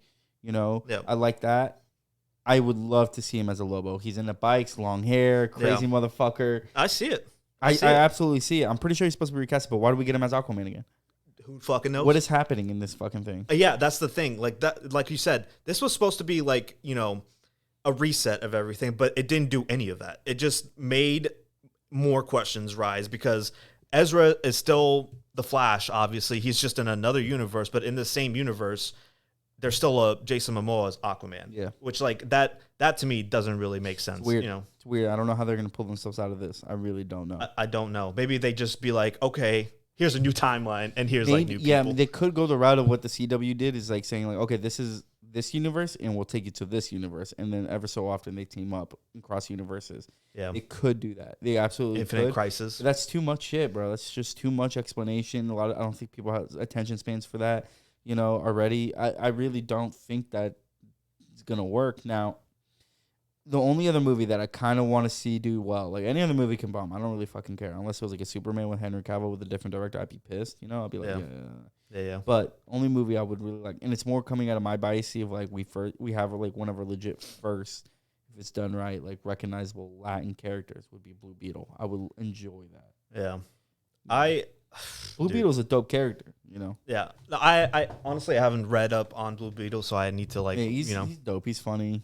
He's someone equated him to like basically the Spider-Man of like the DC universe. Maybe. But I don't know. Like I can't, take that. I don't think you really could, but I can kind of see that correlation, Yeah. But like he's more on the Young Justice side. Yeah. With Superboy, Supergirl. Yeah. I got you. Red Arrow, shit like that. Yeah. But dude, for the sake of DC, I hope it does well, because if it bombs and like there's no money made from that, they fucked up. Yeah. The only ones we got to look forward to is Robert Pattinson, the Batman. That continues because it's his own side quest. So thank fucking God. Yeah. And that's why it did so good. I feel like it's because it's not connected to the DC universe. I fuck with it so much. I love every bit of it. I think it's so fucking great. I thought that Robert Pattinson played a role well. I remember I was very iffy at first. I was when they casted him. Yeah. And then I saw a video where someone explained, he's like, let me explain to you. He goes, Batman is a guy who lives a second life. Yep. No one knows. Okay. Everyone thinks he's this one person and he's not. And he has his alter ego where he goes out in the night. Yep.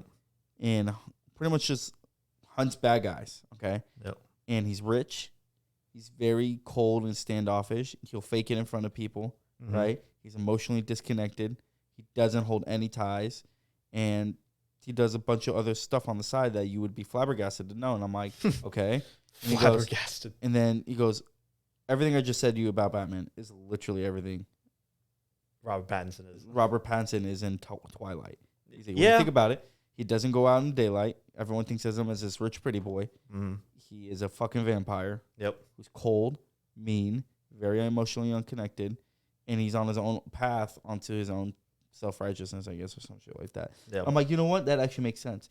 I know they're not directly the same. They share a lot of similarities. Yeah. But if he can pull that off, why couldn't he pull this off? And he did absolutely that. Yeah. No, I didn't have a problem with him like being the actor to play Batman at all. I was just more so upset because that was supposed to be Ben Affleck's like solo Batman. I would have loved it. I would have loved it too. I think Ben Affleck gets way too much heat. He does, bro. Like, I think... I got in a conversation with Lou about this, and he thinks Ben Affleck is the worst Batman ever. Oh, I was like, bro, you want to talk about nipple Batman? Yeah. Well, who was that? Clooney, right? Or was it Clooney was a nipple Batman. Yeah, it was, yeah. That's the other thing. Like, why the fuck you had nipple Batman be the guy at the end? I don't get it. But no, he's definitely not the worst. No, he's not. And, you know, I think people are, like, judging him as,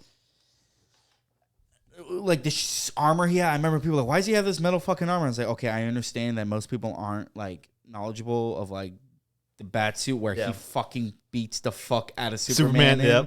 Like, at the time, like, he's an old guy. He needs help. Yeah. You know? So that's why it's so big and large and everything. That's what she said. And then I'm like, okay, I get that. And they go, well, why is he so dark and mean? Because they're used to the Christian Bale, like, funny, like, playboy philanthropy. We didn't really see that on his end. No. You know? But I really love the cold Batman is because it's sold where he's, like, cut off emotionally. He's not funny in the Justice League. Exactly. People don't know, like, Batman got up and left the Justice League because he made contingency plans to kill everybody in the Justice League. And when somebody obtained it and proceeded with them, and they figured out it was originated from Batman, and they, like, had this, like, meeting. They're like, you designed a fucking plan to kill all of us. That goes against our trust. And he goes, if you people can't see the own threat that we hold to ourselves, I don't need for a decision to be made. Yeah. I don't belong here. And I'm like, that's absolutely Batman. Like, that's absolutely Batman, where he doesn't trust a single superhero at all. He doesn't have no friends. He's cold. And, bro, the best dialogue I remember from Batman vs. Superman, not even the Justice or Zack Snyder, is like where I think Zack Snyder, there wasn't two for him. There was an extended version. That's right. Yeah. Is when he goes, when the Daily Planet puts out a puff piece editorial of Superman pulling a cat out of a tree, when in hindsight he could burn this whole planet down to the ground, is a little hypocritical, don't you think? Yep. And then, like, Henry Cavill's character is like, or Superman character is like, most people don't share that same opinion as yours. And he goes, oh, maybe it's a Gotham in me. Yeah. With having something against people dressed up like clowns. Yeah. I'm like, yo, that's fucking hard. Dude, it was the fucking hardest dialogue. Obviously, Bruce Wayne doesn't talk like that. I get that. I would be more mad. I would understand people are like, oh, he's not a funny guy in Bruce Wayne because he said this. I'd be like, you're absolutely right. But it was cool. I got it because we never seen that really. You know, we're used to the billboy philanthropist. Yeah. I can't even say that word. I'm getting tired. But, like, yeah. And it's just like, I get it. But, like, I really like that cold Batman because that's what he is. Like, bro, Batman, okay, got trapped. Got everybody in the Justice League was getting overtaken by some fucking villain where he made you sleep and had nightmares and get stuck in your nightmares until you die. And the person who stood up to it was Batman. And when he was falling asleep, the guy was like, you know you need to sleep. Let me get into your mind. And he's like, he literally says, you don't want to know what's in my mind. You don't want to be in there. And I'm like, yo. Damn. That's fucking hard. That's hard as fuck. But when Justice League Dark came out and, like, Batman... Ghosts were scared of Batman. Demons were scared of Batman. Yeah. I'm like, that's fucking hard. Dude. A human. Yeah. These demons are like, oh my God, it's a fucking Batman. We gotta go. Bro, like, that guy's fucking hard. Yep. Like, we're talking about the Batman who never got snuck up by Wally West in the Justice League. Yeah. Wally could never surprise Batman. Ever. Yeah. You know? That shit's hard. Because it's fucking Batman, man. Exactly. And, like, to speak of when, like, in the Justice League animated version, right? I don't know if it was Unlimited or the first one, where they went into another universe where Batman did his job and made Gotham safe by making the rules so tough everybody got jail time. Yep. And then the other universe, Batman was like, this isn't right. Like, you're too strict. You guys are ruling in fear. Yeah. You know, and which is ironic because Batman is fucking fear. But but Bruce Wayne was happy, like, in his own way. But he wasn't like Michael Keaton, where he was like really funny, you know? Like, you want to get crazy? Let's get crazy, or whatever he said. You want to get nuts? Let's get nuts. Like, he wasn't like that. Like, he was still cold and mean, but, like, he was in a perfect. That's the Batman I want to see. That's the Batman I enjoy. Yeah, dude. Because there's fucking in hindsight, why would you want to see any other Batman? The reason why Batman, like, I get, like, if you would want to see, like, a funny Flash, right? Because we have multiple iterations of funny Flash. Yeah, yeah. We have multiple iterations of the Green Lantern. Yeah. Multiple iterations of Superman. Yep. Multiple iterations of Batman Beyond. We have so many people with different personalities. I can get if we go a different route with personalities, it goes against the grain. But the reason why people like Batman is because there's only one personality with Batman. Yeah.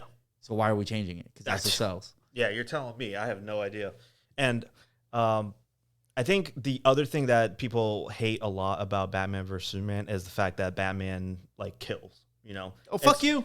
Yeah. Fuck you. Dude, but it's like the thing is, every Batman up until maybe Robert Pattinson has killed. Yeah. You know, like, you just don't see it. It's PG. It's PG-13. Like, exactly. I was just going to say, because I think either George Clooney or Val Kilmer is the only one that doesn't kill. So hypocritical. There's so many people on social media who do like kill counts on Marvel. Dude, yeah. Where you clearly know they're fucking dead. Like, there's no way, right? But like, nobody bats an eye about it. Nobody bats an eye, no pun intended. But literally, like, yeah, like, I get, like, Superman. I get that, where, like, people like, Superman doesn't kill. Like, he doesn't. He never has. At least I don't know. But, like, for him to go down the journey of knowing not to kill and to go down that path, I would assume, at least in the real world, you would kind of kill.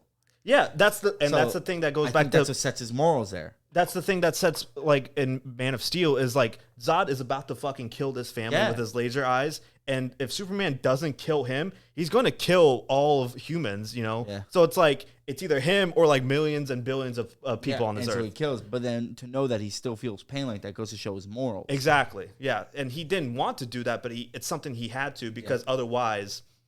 I mean, literally, it's Superman. You could have, No, I don't think... Superman, bro. Dude, no, because think about it. It's Superman. No.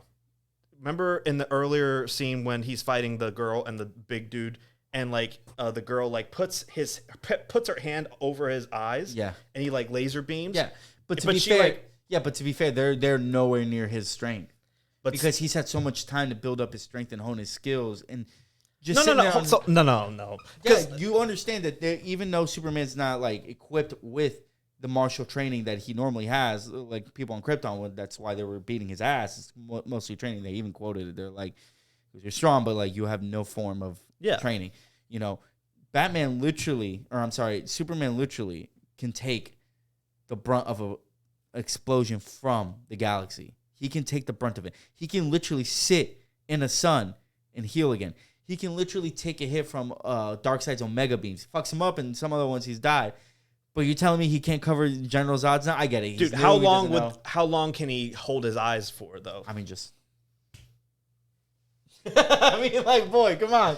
But then what is he going to do after that? No, but like, I understand. Like, I said in hindsight, he could have just done that. Yeah. But like, I'm not mad at the end. I'm not sitting here like, oh, you should have just covered his fucking eyes, you know? Yeah. No, I get why he did it. It needed to happen. It sets his morals even more in stone. I get it. And I enjoyed it. I really did enjoy it. So, no, I don't really care that happened. But and talking also, in funny terms, like... Yeah, no, I know.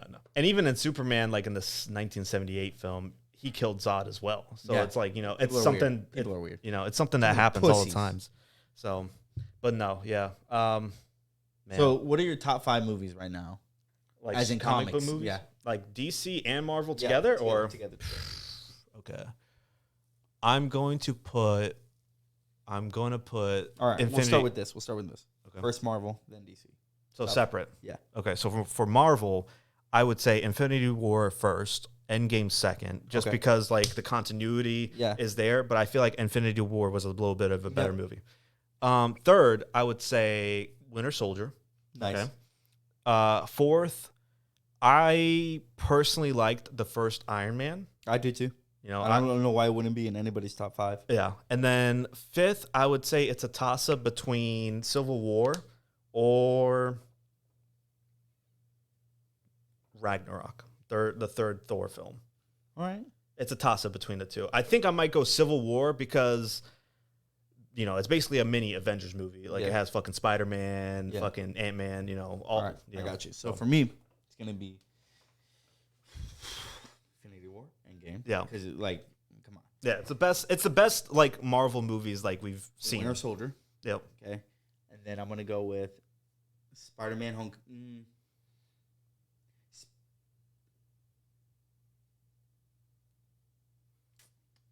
I like the Spider-Man movies, but like I don't feel like they were top 5. I like the multiverse Spider-Man one. What was that called? called? Far From Home? Far From Home. That was really... So it would be Infinity War, Endgame, Winter Soldier, Far From Home. Uh-huh. And then I'm going to go with...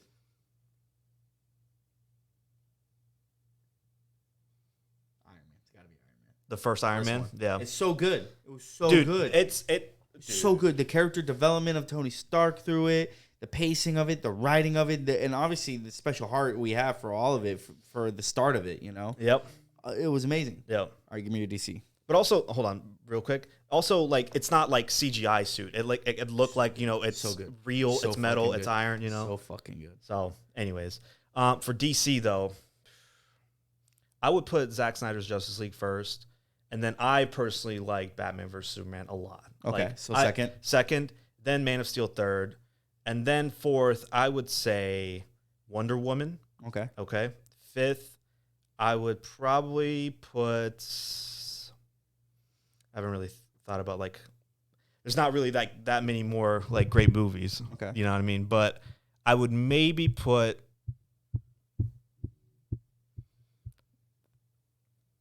I would probably put The Flash. Like all things considering, if I watched it again, I feel like it has.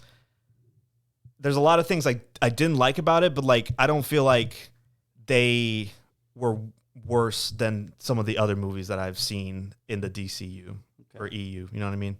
Like I feel like there's a lot more good in that movie that outweighs the bad, and even the bad of that movie outweighs the bad in other movies. Okay. You know what I mean? Yeah. So I see what you're saying. But I mean, I still need to watch it again to like. Yeah, I get you. You know, so. All right, so for me, it would be Man of Steel. Yeah. First one. Watchmen.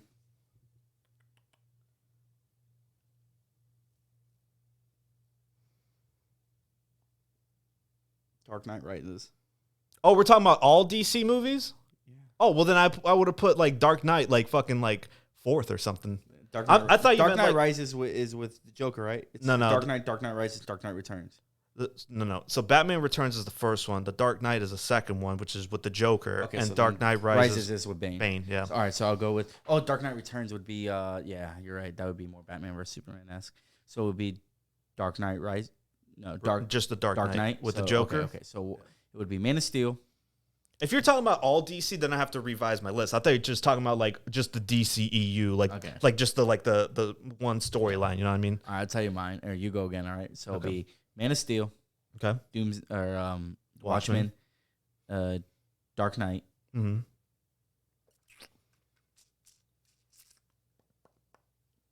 The Batman. Got it. It's so fucking good. Okay. And then it's gonna be a hard one. You see why I said the Flash at the end, right? Yeah, Because it's like yeah. there's not many like and I was like struggling there.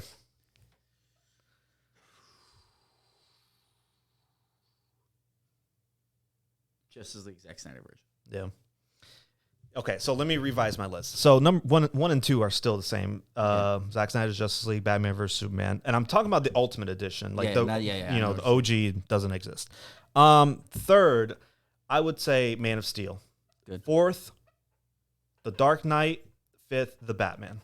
And that's like my solidified top five. You know what I mean? I agree. Like the Watchmen movie, I feel like I have to watch it a few more times because like you've seen it. I've seen it, but I think I have to watch it again because like I said, there might have been some things that went over my head that I just didn't understand. That like there is probably something just there. How dark it is in the storytelling. I really enjoyed it.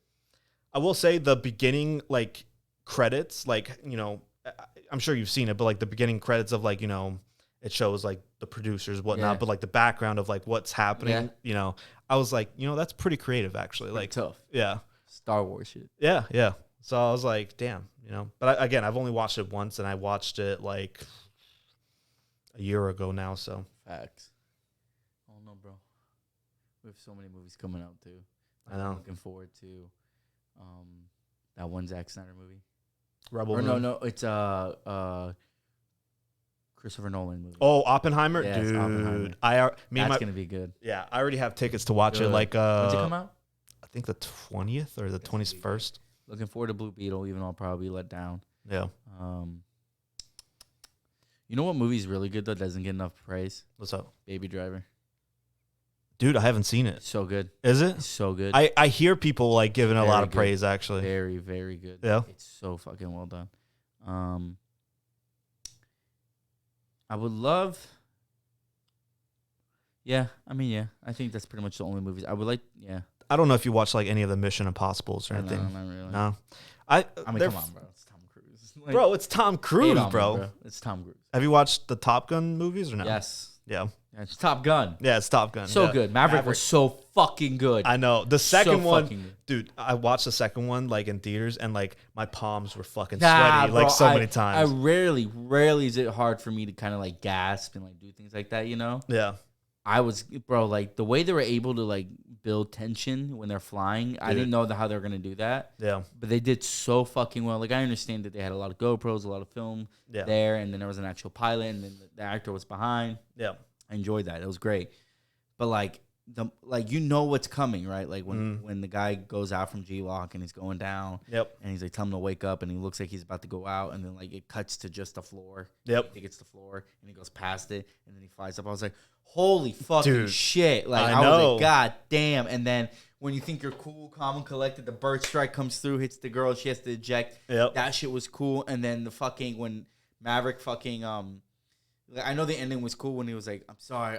What was his name? I'm sorry. Goose. You know, and he's sitting there and he gets saved, and the guy got the baddest like, this is your captain speaking. Yeah, but that was cool on. But like my favorite part is when he like, it's because the shot looked like it was an angel when he like pulls the fucking jet up and he like takes the hit and then flies. It was so fucking good, dude. And then, bro, talk about a fucking anxiety attack when they all come out the fucking top. Yeah, like all the fucking sentry guns are like shooting at him and the missiles, and like they're all, you just see like that shot of them just like moving and weaving. They're all talking. You hear everybody like, God damn, boy, I'm stressed. Dude, yeah. They did it so well, dude. I was like, I have to watch this fucking the flare movie POVs when like they hit it and you're and the flares. I'm like, yo, that's hard, that's boy. Hard it's hard. Yeah. Yeah, they did that movie really well. I'm planning to probably watch Dead Reckoning like soon. Nice. Because like I've watched like all the ones up until this one that's about to come out, so might as well just continue the story. But it's basically like another like Fast and Furious. Yeah, like I get it. So it's just another popcorn Italian film. Job is good. I like that movie. Italian Job. Yeah, that one's a good one. I feel like an underrated actor who needs more praise, and he does get a praise. Don't get me wrong. Is John Bernthal.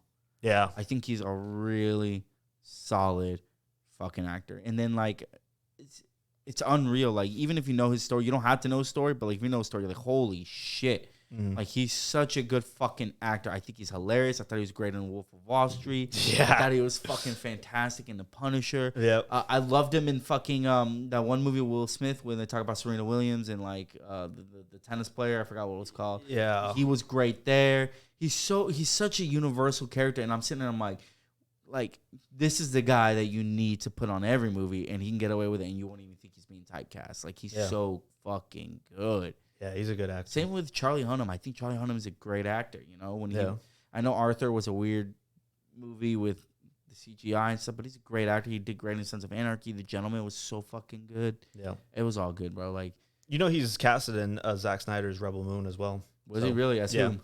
I don't know exactly what his character is, but he would play more of like an Aquaman, at least more relevancy, right? Mm-hmm. But if we're talking like we can develop him and as another character, put him as Green Arrow. Yeah, well, Green Arrow. No. I mean, he's in Zach's Rebel Moon movie that's coming out. Oh, about the Rebel Moon movie. Yeah. Oh shit. Yeah, he casted him and like some other people. Like, if I was a girl, I'd be honest, cock. Really? No, he's good looking. He's good looking, bro. Let me chill, bro. Let me chill. Chill on me. No, that's why I bring it up because he was casted in that movie, but. No, he definitely could be a Green Arrow. Like I can definitely see that, or possibly Aquaman if they were to Green go. Arrow Like, would be perfect for him. Yeah, he's very funny. Yep, he's not overly funny. He's got a serious face. He's got the hair, the goatee, beard, everything. He'd be a great Green Arrow. Yep, just put the fucking green coat on. Got a little fucking baddie on the side. He can pull that off, bro. Yeah. Oh, dude, did you watch the show Titans?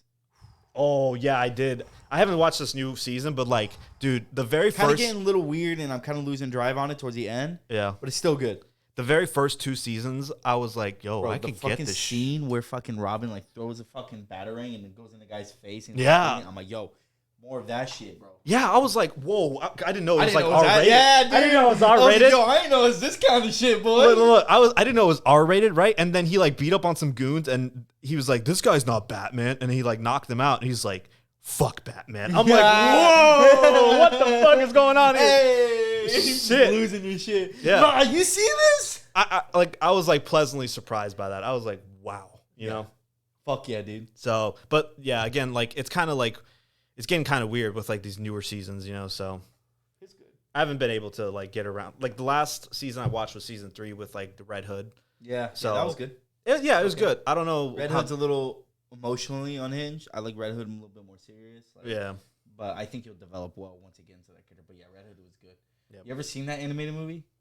I think so. Oh, dude, I think so fucking good. I was on a binge of like watching animated movies like on HBO. Oh, dude, it's so good. It's so fucking good. It's so fucking good, bro. Bro, I was hoping we were gonna get the Black Adam Shazam one where like they meet like an animated one with it. Like, oh, dude, that would have been great. That'd have been cool. Bro, I'm pissed at Rock. I don't want to get into it. Anyways, we're reaching on 2 hours and almost 25 minutes.